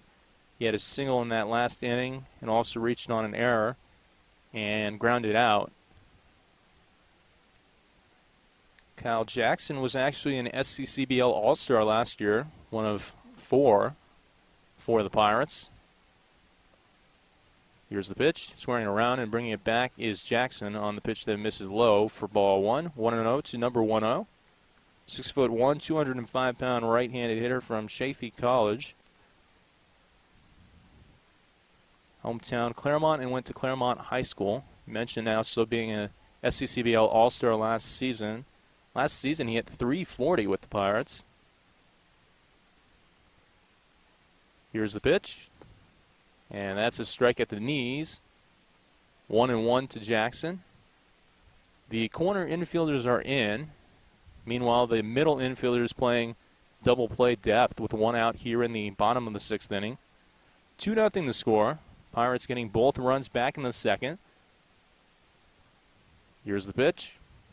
Line drive to left field, and that's going to get down for a base hit in the gap. Rounding third and coming home to score is Jason Padlow. The throw is going to come into third base, and it gets by everybody. And now here comes another run to score. That's Michael Johnson. And rounding second and coming all the way to third is Kyle Jackson. So that'll be an RBI double and then an error, scoring 2 runs, and the Pirates lead 4-0. So obviously it's the RBI double for Kyle Jackson that scored Jason Padlow, and then Jackson able to take third base on the throwing error that got through everybody. The throw was coming from left field, and I say everybody because it was a shortstop that was trying to cut it off, and a third baseman was on the bag, and a pitcher even who was kind of covering as well, and it just ends up shooting through everybody, and that's how Michael Johnson ends up scoring. And so it's 4-0, 1 out, bottom of the 6th inning. Pirates getting another 2 spot here as Matthew Reynoso will step up for his first at-bat. Reynoso replacing Bryce Cherry out in right field in the last inning. So you can close the book on Cherry, who finishes 1 for 3, had a couple groundouts and the single up the middle. This is actually the first at-bat Matthew Reynoso's had in a while. He actually banged up his fingers earlier in the season, and I think they said he tore a ligament, as this one's called a strike at the knees. 0-1 the count here to Matthew. But obviously he's healthy now, back out here today for the final few games of the season. This one misses low and away, ball 1. 1-1 the count to the 5'10", 175-pound left-handed hitter for the Pirates. Here's the pitch. Swung and missed, 1-2. Happened at a time that was really unfortunate for Matthew Reynoso when he banged up those fingers, because he was struggling at the beginning of the season, but really was starting to come on strong over that previous week before he hurt the fingers and had that injury. Here's the 1-2. Fastball grounded to the right side over towards the second baseman Youngs, who can't handle it, and it gets through him. That's another error, the second of the day, maybe even the third. And it's 5-0 Pirates as Kyle Jackson comes home to score. We know it was the second error for sure. There was also another tweener play where it could have been called an error or hit on him as well, which I think most people are going to say was definitely an error. So that was the third error of the game for the second baseman, and he gets the hook, which is really tough to get, and sort of almost embarrassing. I feel kind of bad for him, even though that was his third error. To take him off in the middle of an inning is pretty much like a slap in the face. I mean, you could take him out at the end of this half inning, but, I mean, in the middle of an inning. Wow. Here's Johnny Reynoso. Johnny Reynoso in for Anthony Virgin. Johnny has been on a tear as well. We talk about guys being on a tear, and there's so many of them with the Pirates, but he has been so consistent over the last few outings. And this is another line drive base hit to right field by Johnny Reynoso. Rounding second and going to third is Matthew Reynoso. The throw coming into third is in time, is not in time. There was no reaction from the umpire, so that's why I paused. I didn't see a safe or an out call, but Matthew Reynoso is safe over there at third base. And Reynoso really showing off a lot of speed there, in the sense that the ball was a line drive to right field and got to the right fielder out there, Jones, very quickly. And Jones came up throwing and threw it and hit, the third baseman Cole on the numbers. And still Matthew Reynoso was able to go first to third on that hit by Johnny. Here's A.J. David. A.J. David, another guy who's been missing for a while for the Inland Valley Pirates. David comes in to replace Garlick, who finishes 1 for 2 on the day. Here's the pitch. Was also hit by pitch, was Garlick. And this one's called a strike, 0-1 the count. Well, A.J. David was one of the 4 All-Stars last year. We mentioned Kyle Jackson was one of them as well. Another one was Taylor Valentine, who couldn't play this season with an injury. And this one is swung and fouled behind home plate by A.J. David. And the final one was Christian Kelly, just in case you were wondering who the 4 All-Stars were from last season, since we mentioned it when Kyle Jackson was batting. 0-2 the count here for A.J. David. A.J. David with a lot of talent. Very, very good left-handed hitter. Takes an off-speed pitch upstairs and away for ball 1, 1-2 the count.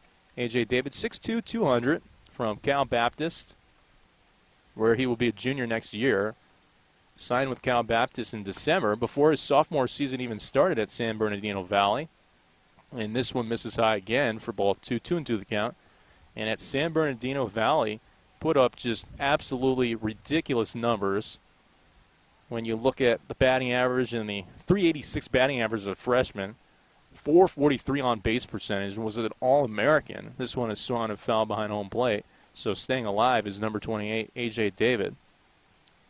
And then he backed that up with another really great season, 327, 410 on base percentage as a sophomore. Hometown Anaheim, went to Catella High School. Here's the pitch. Swung on, and this one is also fouled behind home plate by David.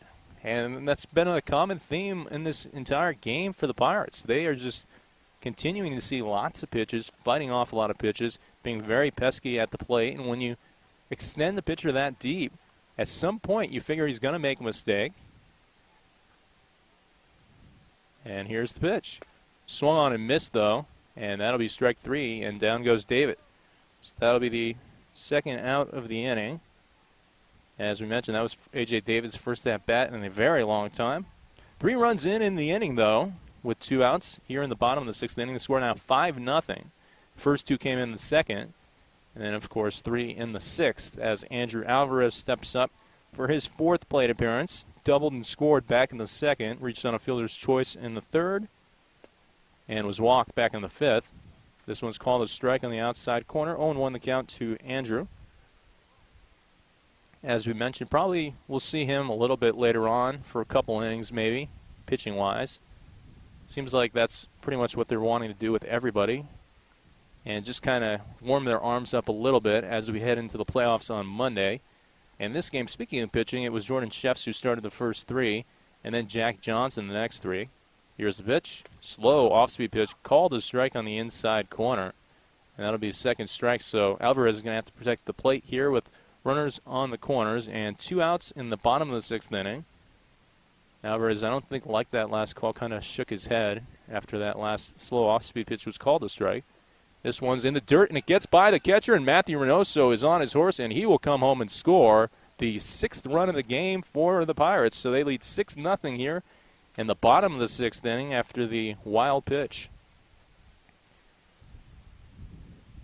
Johnny Reynoso also advanced to second on the play. So 4 runs in here for the Pirates in the 6th inning.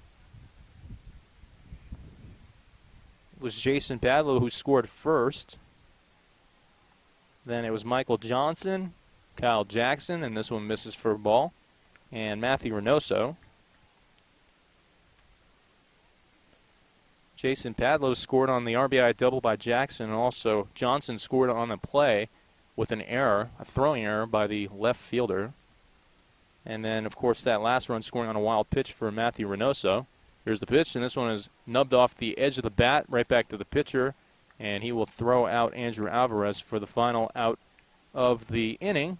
But the damage was done here for the Pirates in the bottom of the 6th inning as they played 4 runs and increased the lead to 6-0 at the end of 6. You're listening on InlandValleyBaseball.com. To the top of 7 we go. 6-0 is the new score after the Pirates played it 4 in the 6th and increased that lead. Here's Michael Koval towing the rubber. His first pitch is called a strike on the outside corner. Koval coming in against the heart of the lineup for Team San Diego. Ellingson, Leary, and Ping. Here's the pitch. Outside, ball 1. 1-1 the count.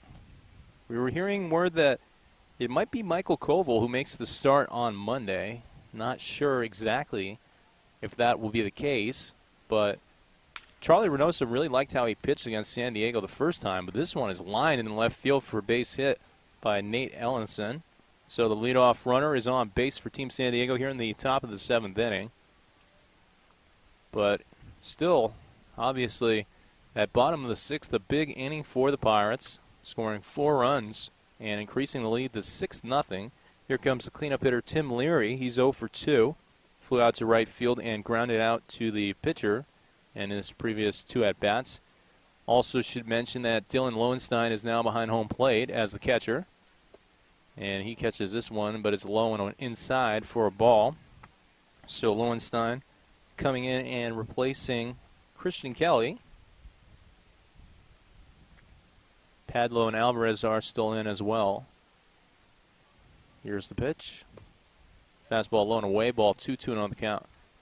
The reason I mention that is because there were 6 changes back in a couple innings ago. And then Lowenstein coming in this inning, but still the second baseman and the first baseman remain in for the Pirates. The ones that started, I should say. Fastball on the outside corner, called a strike. And I don't think the hitter, Tim Leary, really liked that call as he kind of was shaking his head and walked out of the batter's box and now digs back in. 2-1 the count here for Michael Koval. And Michael Koval has been very, very good this season for the Pirates. But this one misses low for a ball, and it gets past the catcher, Lowenstein, and that'll be a wild pitch. And only the second base runner in scoring position all day for San Diego. And if you recall, one was on a balk that made it to second base, and this one now gets there on a wild pitch. So, of course, this one is a little bit more earned because the runner on first base lined one down the left field line for a single, but previous time, really, they shouldn't have even had that runner in scoring position because we mentioned the balk. But then they doubled him up on the next pitch on a great play made by Andrew Alvarez. Here's the pitch, swung on and missed, 2-2 the count.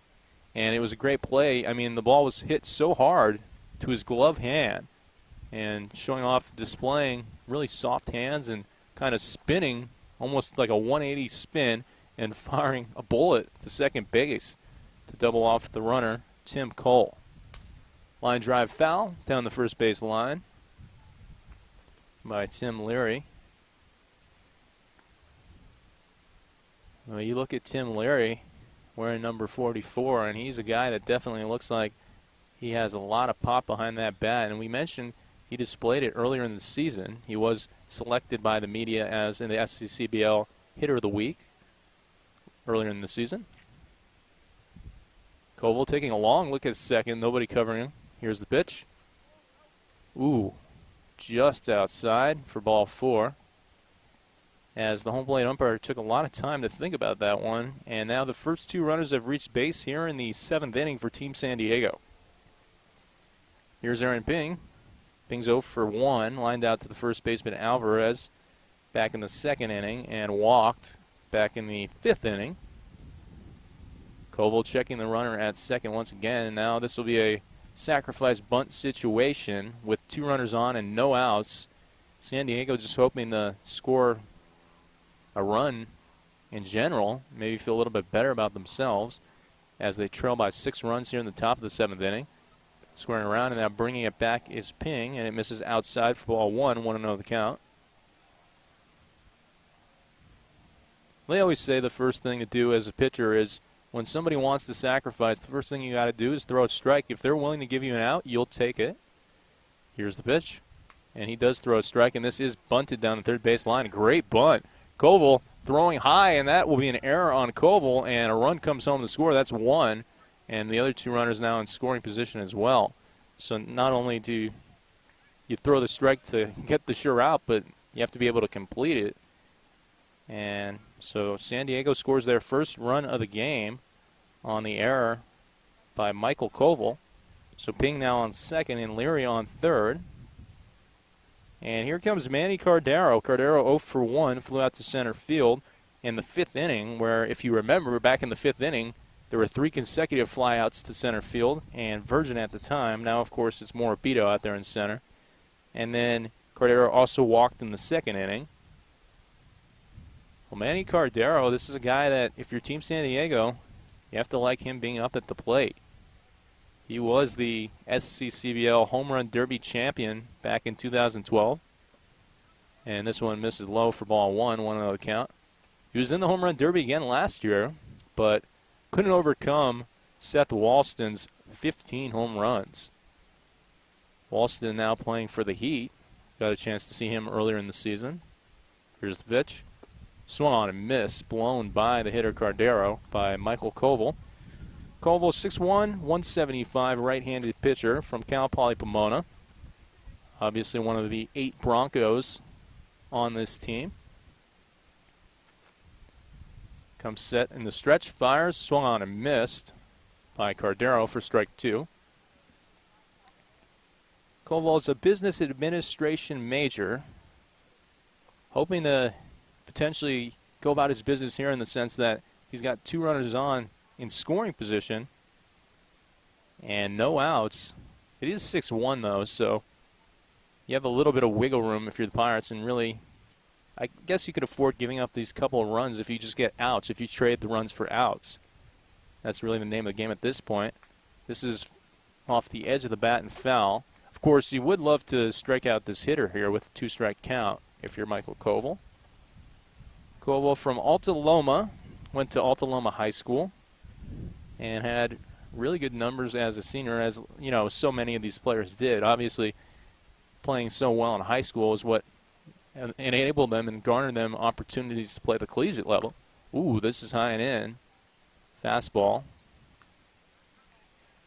But at Alta Loma in 60 2/3 innings, he struck out 65, 2.77 ERA, and was a member of the National Honor Society. And another thing, when you look at the Pirates, a lot of these guys are just so good in the classroom. Ground ball right side over to Padlo, and they did just what I said previously in the sense that you'll trade an out for a run, as that will be an RBI ground out, and Tim Larry comes home to score the second run for San Diego.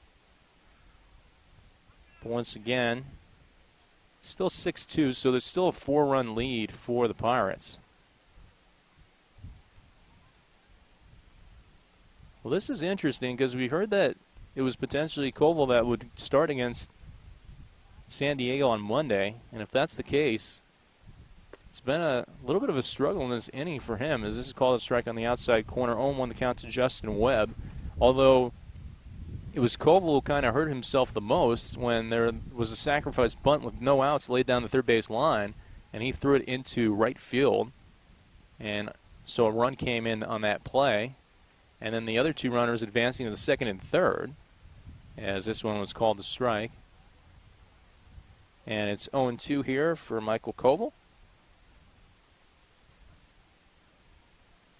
Koval is a Chicago sports fan, as this fastball misses outside for a ball. 1-2 the count. Says his favorite teams are the Bears, Blackhawks, Bulls, and Cubs. And a favorite player ever, Greg Maddux. Here's the pitch. Swung on and missed, and wow, that really made the hitter Justin Webb look foolish, as the pitch was, first of all, way low and away. And secondly, the hitter just tried to basically throw his bat at the ball and lost it down the third base line. So that'll be another strikeout for Michael Koval, who has been very, very dominant this season. And you talk about the strikeout numbers as he comes set in the stretch again with 2 outs here in the top of the 7th inning, and Nathan Geisel at the plate. And this is a fastball called a strike. 0-1 the count. Well, in 28 2/3 innings before today, he had 41 strikeouts. So that is obviously very, very impressive. This one misses low. Ball 1, 1-1 the count. He is 2-0 on the season. A 1.26 ERA and a 0.91 whip. So Michael Koval has been that second ace of the staff after Andrew Alvarez. And this one is swung on and fouled straight back at the screen. I mean, you could look at those numbers and say, yes, it's definitely a 1 and a 1A almost for the Pirates when you can send out Alvarez and Koval. Of course, there's been a lot of pitchers this season, not just Alvarez and Koval. I mean, those are the 2 who probably stick out the most, but there's still a bunch of other pitchers who have also done so well, as this is another one that swung on and missed.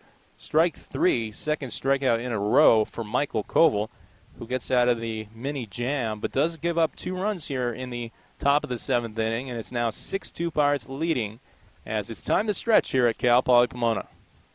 And welcome back as we head to the bottom of the 7th inning. 6-2 is the new score. San Diego did get 2 runs in the top half of the inning, and it will be Alec Morabito stepping up for his first plate appearance.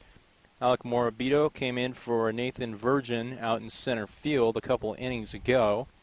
In that last inning, that was the second time the Pirates sent up 8 hitters in this game. The first time getting 2 runs in the second, and the second time obviously in the 6th inning and scoring 4 runs. So that's where we stand. 6-2 the score. between Inland Valley and San Diego, as this pitch is called a strike to Morabito. Morabito, obviously, in the last game against the Force, struggled at first base fielding-wise. But this one is lined into left field. Will it get down for a base hit? Yes, it just drops in fair territory for a single by Alec Morabito. So Morabito with a leadoff single here in the bottom of the 7th inning. And here comes Dylan Lowenstein. Dylan Lowenstein replacing Christian Kelly behind home plate back in the last inning. Lowenstein is a guy who, man, it's been a tough time at the plate for him this season. And it always is tougher when you're kind of in this situation where it seems like, and with good reason, I guess you would say. I mean, you look at Christian Kelly, and as we mentioned, defensively, he's probably the best catcher you'll see this summer out here in collegiate baseball in Southern California of anybody. But for Dylan Lowenstein, the fact that you kind of come in like the 7th or 8th inning of every game and you just get one at-bat, it makes it so much harder because every single at-bat you get is almost magnified when you're struggling. As this is an off-speed pitch low for ball 1. And you feel like you're just going to get that one at-bat, and you got to do something with it. Otherwise, it's another kind of lost day. But once again, Dylan Lowenstein is another really good and solid defensive catcher. And this one misses inside for a ball. Plays for Mount Sac, just down the road, maybe about a mile away from Cal Poly Pomona. Mount San Antonio College, if you're not familiar. Here's the pitch. And this one misses high and in for a ball. And if you're not familiar with Mount Sac, as we'll have time called for, and the catcher, Ellingson, will hand the ball over there to Dorsey at the mound and try to give him a little bit more confidence. But if you're not familiar with Mount Sac, they have a very, very good facility, both for the baseball field and in general. I mean, when you go on that campus, it's almost like you feel like you're at a 4-year university as opposed to a 2-year university. Speaking of renovations and good fields, first of all, the field here at Cal Poly Pomona is top-notch. But secondly, at Scalino's Field, they're going to have renovations in the upcoming years. They got a $4 million donation as this fastball misses in the dirt for ball 4. So Lowenstein reaches base. First 2 men on base here in the 7th inning. It was Morabito's single left and Lowenstein who just drew that walk. And here comes Jason Padlow. But they're going to have renovations. They're supposed to put in lights here and press box and stadium seating. So that would be really cool and really nice to see. I think it would really elevate the Inland Valley Baseball Association to the next level when you could do that and maybe even start charging for tickets, as this one misses high and away for ball 1, 1-0 the count. Really the thing is playing night games would be just cool for the players just to be able to do that. You don't have to do it every, Monday, Tuesday, Wednesday when you're playing on a weekday, but just the ability to do that is cool. And if there's a tied game, and to be able to know that you could finish the game out, as this one's a ball, 2-0 the count. That's actually why the game on Monday is starting at 4 as opposed to 5, just in case it goes into extra innings or it takes long. You wanted to get that extra hour in just so that you know that in all likelihood you'll be able to finish that game. This one's swung and fouled out of play behind home plate. Of course, the game on Monday will be the 2-3 play-in game. Play-off game, play-in game. It depends on which vernacular you like more. I mean, it's, in theory, a play-in game to play into the best-of-3 championship series, but it's also, in theory, a play-off game as well. Ground ball left side, slow roller over to the shortstop Ping. He flips to second. The throw to first is not in time and gets by the first baseman, so another run's going to come home to score, and it's 7-2 Pirates as Morabito crosses home plate and Padlow heads to second. So Padlow reaching on the fielder's choice and then advancing on the throwing error, and that is why Alec Morabito will score. He scores on that throwing error. And Dylan Lowenstein, of course, was retired at second, where they got the force out there. So the Pirates getting one more back here in the 7th with 1 out. 7-2 the score. And here comes Michael Johnson. Here's the pitch. Fastball, outside corner, call strike 1. 0-1 the count to number 7, Michael Johnson. He is Well, actually, this is his first official at bat, I guess, because in his first plate appearance, he walked and scored. So, no at-bats yet in this game. Called strike 2, 0-2 the count to Michael Johnson. Johnson hometown is Chino, went to Don Lugo High School. A number of players on his team went to Don Lugo High School. And Chino, here's the pitch. Swung and fouled down the third base line. So another 2-strike pitch to protect against for number 7, Michael Johnson. No, Christian Kelly and both Virgin brothers went to Don Lugo as well. And Micah Byer actually on the Buccaneers went there. Here's the pitch. Grounded foul. And fighting it off again is Johnson, who's fought off 2 0-2 pitches already.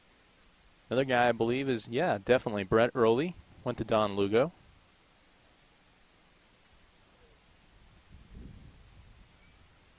(7-2) the score. Bottom of the 7th inning. Runner in scoring position here for Michael Johnson, who fouls off another one. So he's putting new meaning to the phrase stay alive and protect. And still, if you're the pitcher Dorsey, you got to figure that, I mean, he's fouling all these pitches off. You got to come with a purpose pitch. You got to throw something, maybe a breaking ball low and away in the dirt, or a high fastball up in the zone and try to catch him chasing, or even try to catch him fishing at the low and away pitch that I was mentioning earlier. And Dorsey steps off the mound. But nobody covering Padlo at second base over there. Actually, when Dorsey was looking at Padlo, he even inched back towards second base. He has a healthy lead, but as we mentioned, nobody covering him on. Here's the pitch. Swung and lined into left field for a base hit. And that will be a single, as Padlo will hold up on third. There was a little bit of a roar from that first base dugout. They liked the fact that he fought all those pitches off and wound up ending up getting a base hit on that at bat. And we talked about it, when you wear down a pitcher like that and you see so many pitches and you extend counts the way the Pirates have been doing today, sooner or later, eventually they're going to make a mistake. And whether or not it's even necessarily a mistake, whether it's just a fastball that you can kind of rip, which in that case I think it was, I mean, that's something that you have to be able to take advantage of and be ready for, and that's exactly what Michael Johnson did.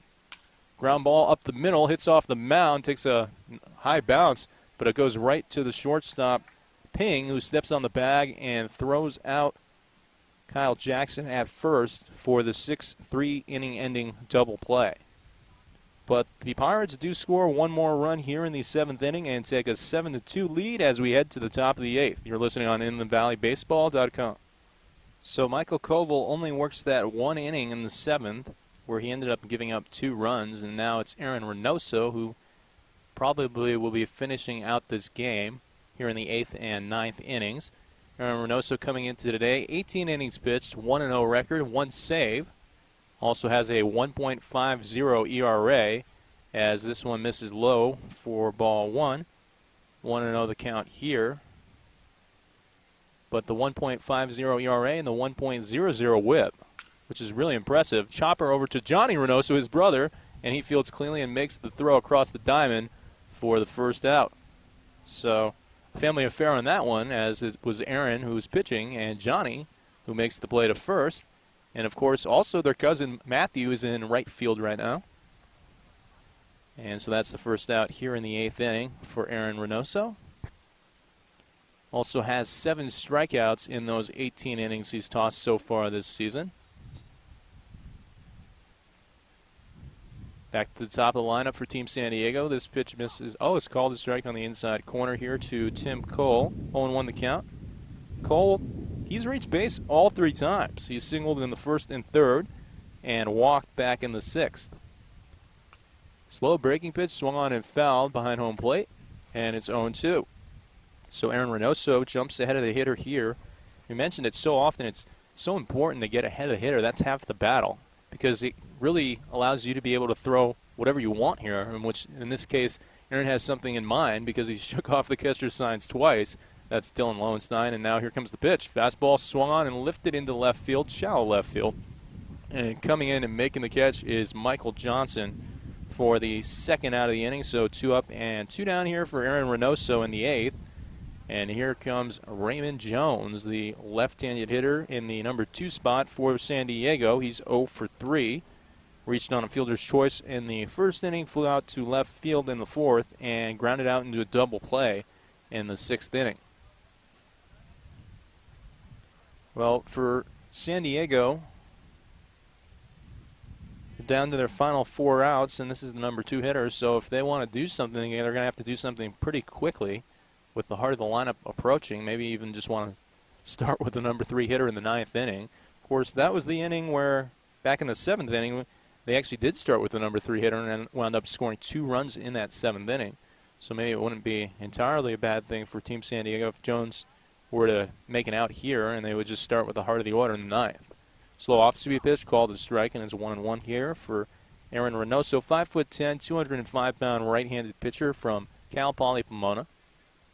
We may have seen all 8 Cal Poly Pomona Broncos involved in this game, because I know I've mentioned that a bunch of times in this game. Certainly have seen 2 of the pitchers from Cal Poly Pomona, and Michael Koval and Aaron Reynoso. And obviously saw Kyle Garlick, who is now headed to Cal Poly Pomona, and Matthew Reynoso also headed to Cal Poly Pomona.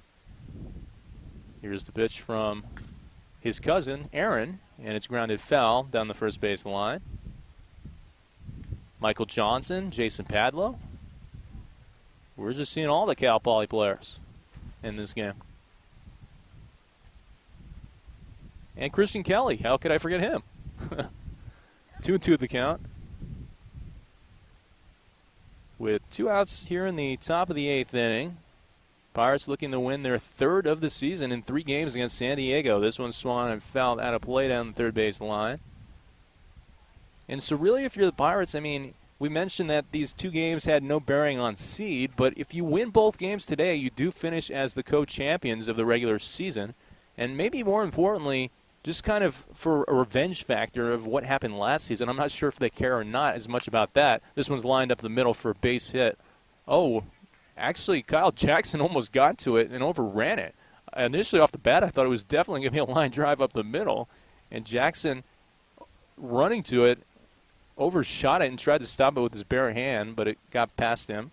So that'll be the first runner of the inning here in the form of Raymond Jones for Team San Diego. Nate Ellingson stepping up at the plate is 1 for 3. Singled and scored a run back in the 7th inning. But as we mentioned, this has been a very Bronco-heavy game here at Scalinos Field, the home of the Broncos. So I'm sure that Cal Poly Pomona, if any of their coaches were here, would have loved to have seen this game with all their players involved. As this one is an off-speed pitch called a strike on the inside corner. 0-1 the count here for Aaron Reynoso. Also a business administration major, aspires to work in the front office of a baseball organization when his playing days are over. Here's the pitch. The runner's off. This is a slow off-speed pitch. Throw down to second, not in time, as that'll be a stolen base here for Raymond Jones. So Jones steals safely at second. It was interesting that the pitch at the plate was called a ball. It looked pretty good, but couldn't necessarily see. It must have been off the plate, as the second base umpire is even asking the home plate umpire what the count is. It's 1-1. Here comes the 1-1 pitch from Aaron. Swung on and missed, 1-2.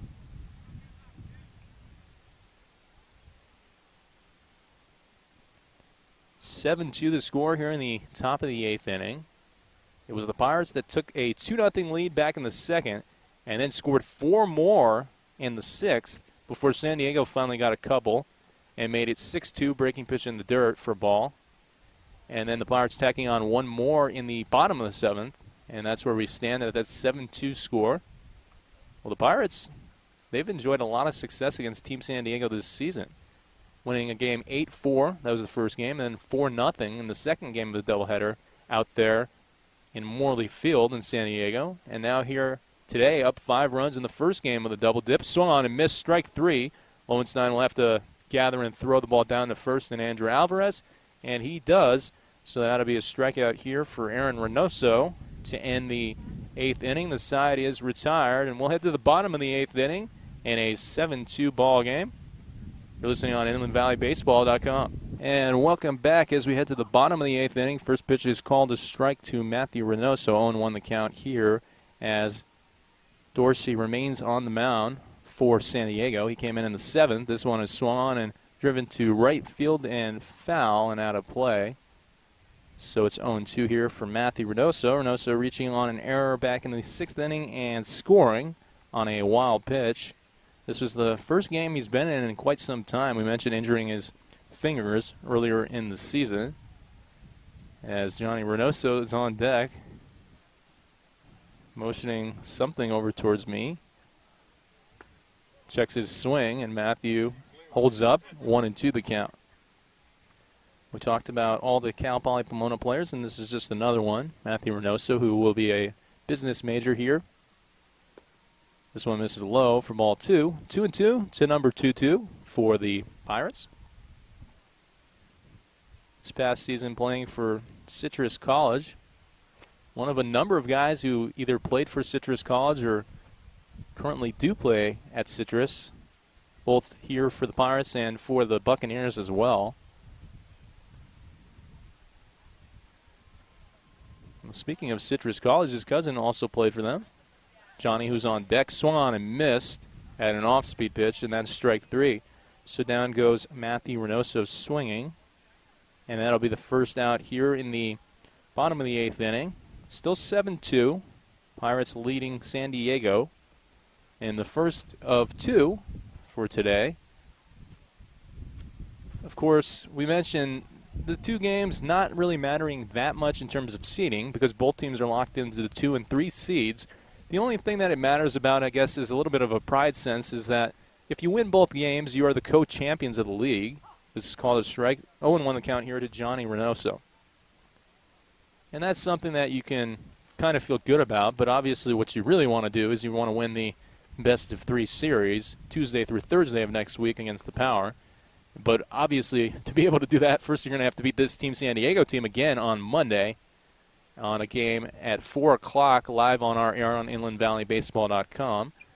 The second game of the playoffs, first game of that best of 3 series, will also be here as that one is swung on and fell out of play behind home plate. So we should imagine that that game will also be at 4 o'clock on a Tuesday. And then Wednesday and Thursday would be if necessary. Those 2 games would be out in Palm Springs, both of which would be at 7:05. Reynoso will have to protect the plate with a 2-strike count. Swings and misses at this one, and down he goes. So that is the second consecutive strikeout here in the inning for Dorsey. And Reynoso falls to 1 for 2 on the day, but that's pretty much what he's done past few games. Just 1 for 2 pretty much every game, and continuing to raise that batting average up near among the top on the team. In fact, came in today hitting .370. Called a strike, 0-1 the count to A.J. David. David's 0 for 1 with a strikeout. Came in back in the 6th inning as a replacement for Garlick. And this one misses low and inside. 1-1 the count. So 2 away here in the bottom of the 8th inning. 7-2 the score. Pirates leading. This one misses low for a ball. 2-1 the count to A.J. David.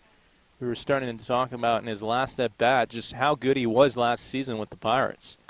As this one is lifted a mile high, but foul and out of play down the third base line. And last season, he was, of course, an all-star, which we already mentioned, but led the team with a .340 batting clip and a .466 on-base percentage. And if you think about it, the .466 on-base percentage is pretty ridiculous. Pretty much reached base 1 out of every 2 times he came up to the plate. Called strike 3 on the inside corner, and he just stands and stares in disbelief as he is called out on strikes, and the side is struck out here in the 8th inning. So a good inning right there for Dorsey, who kind of struggled ever since coming in the 6th, giving up 4 in the 6th and then 1 in the 7th. But strikes out the side in the 8th, and we'll head to the top of the 9th inning. 7-2 remains the score here at Cal Poly Pomona. And welcome back as we head to the top of the ninth inning. Dave Soberi on the play-by-play. So glad you've joined us for this league matchup featuring the Inland Valley Pirates and Team San Diego. 7-2 the score. San Diego down their final at-bat here in Game 1 of the doubleheader. We will also have Game 2 for you as well in about 30 minutes after this game is concluded. Fastball low and away. Ball 1 gets to the backstop here for A.J. David. So A.J. David working an inning of relief here for the Pirates. 6'2", 200-pound right-handed pitcher. See if he gets up there and with a little bit of frustration and anger after being called out on a pitch that he thought was a ball in that last at-bat. This one is swung and lifted foul behind home plate. 1-1 the count here to the cleanup hitter in the lineup, Tim Leary. Leary's 0 for 2. Flew out to right field, grounded out to the pitcher, and walked and scored back in that 2-run 7th inning for San Diego. But for the Pirates, you got to like the way that pretty much everybody's pitching this game as this one is swung on, and this one's down the first baseline, fouling out of play. 1-2 the count. It was Jordan Sheffs who started the first 3 innings and really locked down the opposition, only allowing 2 hits. Then it was Jack Johnson. He worked 3 innings himself and held the Team San Diego scoreless. Michael Koval came in and tossed 1 inning, and this one misses inside for ball 2, 2-2 the count. And in that 1 inning, that's when Team San Diego scored their 2 runs, actually, which was surprising considering how well Koval has pitched all season long. But maybe, it's just 1 inning that he got here just to kind of keep his arm in shape and ready for Monday. This one is lifted deep into center field. Alec Morabito making the catch, maybe about 10 feet away from the fence in dead center. And that ball was hit very far, but once again, doesn't matter how far you hit it. If it's still in the park and it's playable for the center fielder in that case, which it really was, on a fly ball by Leary. So here comes Aaron Ping. He's 0 for 2 and reached on a walk back in the 5th inning. A.J. David tying his shoelaces will get ready to finish this game out. We saw A.J. David get the save and close the game out here in Game 1 of the doubleheader against the Palm Springs Power back on a Monday, June 23rd, as this one misses high and away for a ball. If you remember in that game, it was Andrew Alvarez who went 8 1/3 innings, and for the first 8 had allowed no runs, and then all of a sudden was a little bit shaky in the 9th inning. And David inheriting 2 runners on 2nd and 3rd with a 3-1 score. Actually gave up a wild pitch and a run scored to make it 3-2 in that game, but then struck out the next 2 batters and got the save and got the 2nd win for the Pirates against the Power. Another high, towering fly ball. This one's in the infield, and Jason Padlow calls for it and makes the catch for the 2nd out here in the inning. So San Diego now down to their final out of the first game of the doubleheader. And here comes the 6th hitter in the lineup, Manny Cordero. Cordero is 0 for 2, reached on a walk in the 2nd, and had an RBI groundout back in the 7th inning.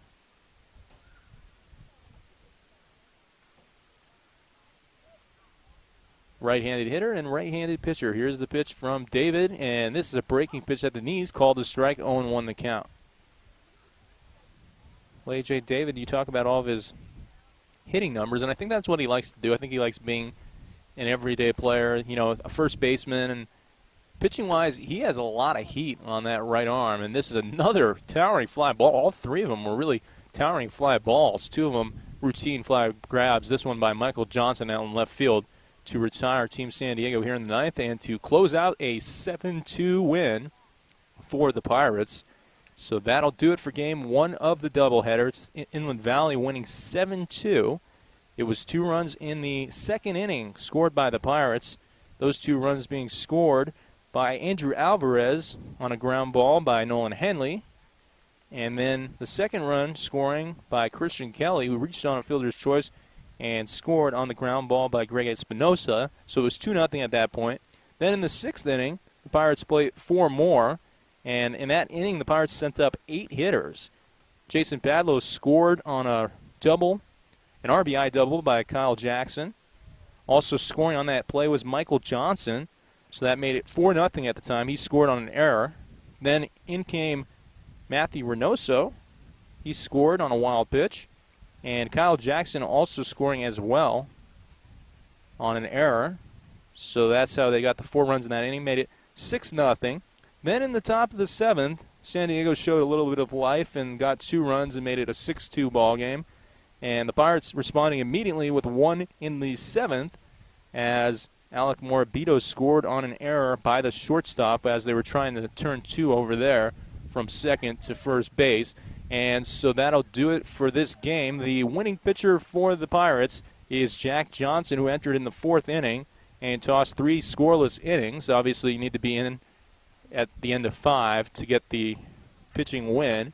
So that's why, if you're wondering, Jordan Shefts will not get the victory in this game, even though he started the first 3 innings. So that is what happens there. That's what Jack Johnson gets that win and improves to 2-2 on the season. No save because it was a 7-2 ball game. And so that'll do it for the first game of the doubleheader. Then we will wrap this one up and be back in about 30 minutes, which should be right around 5 o'clock for Game 2 between Team San Diego and the Pirates. The Pirates winning the first game of the doubleheader 7-2. Thanks for listening, and we'll see you very soon.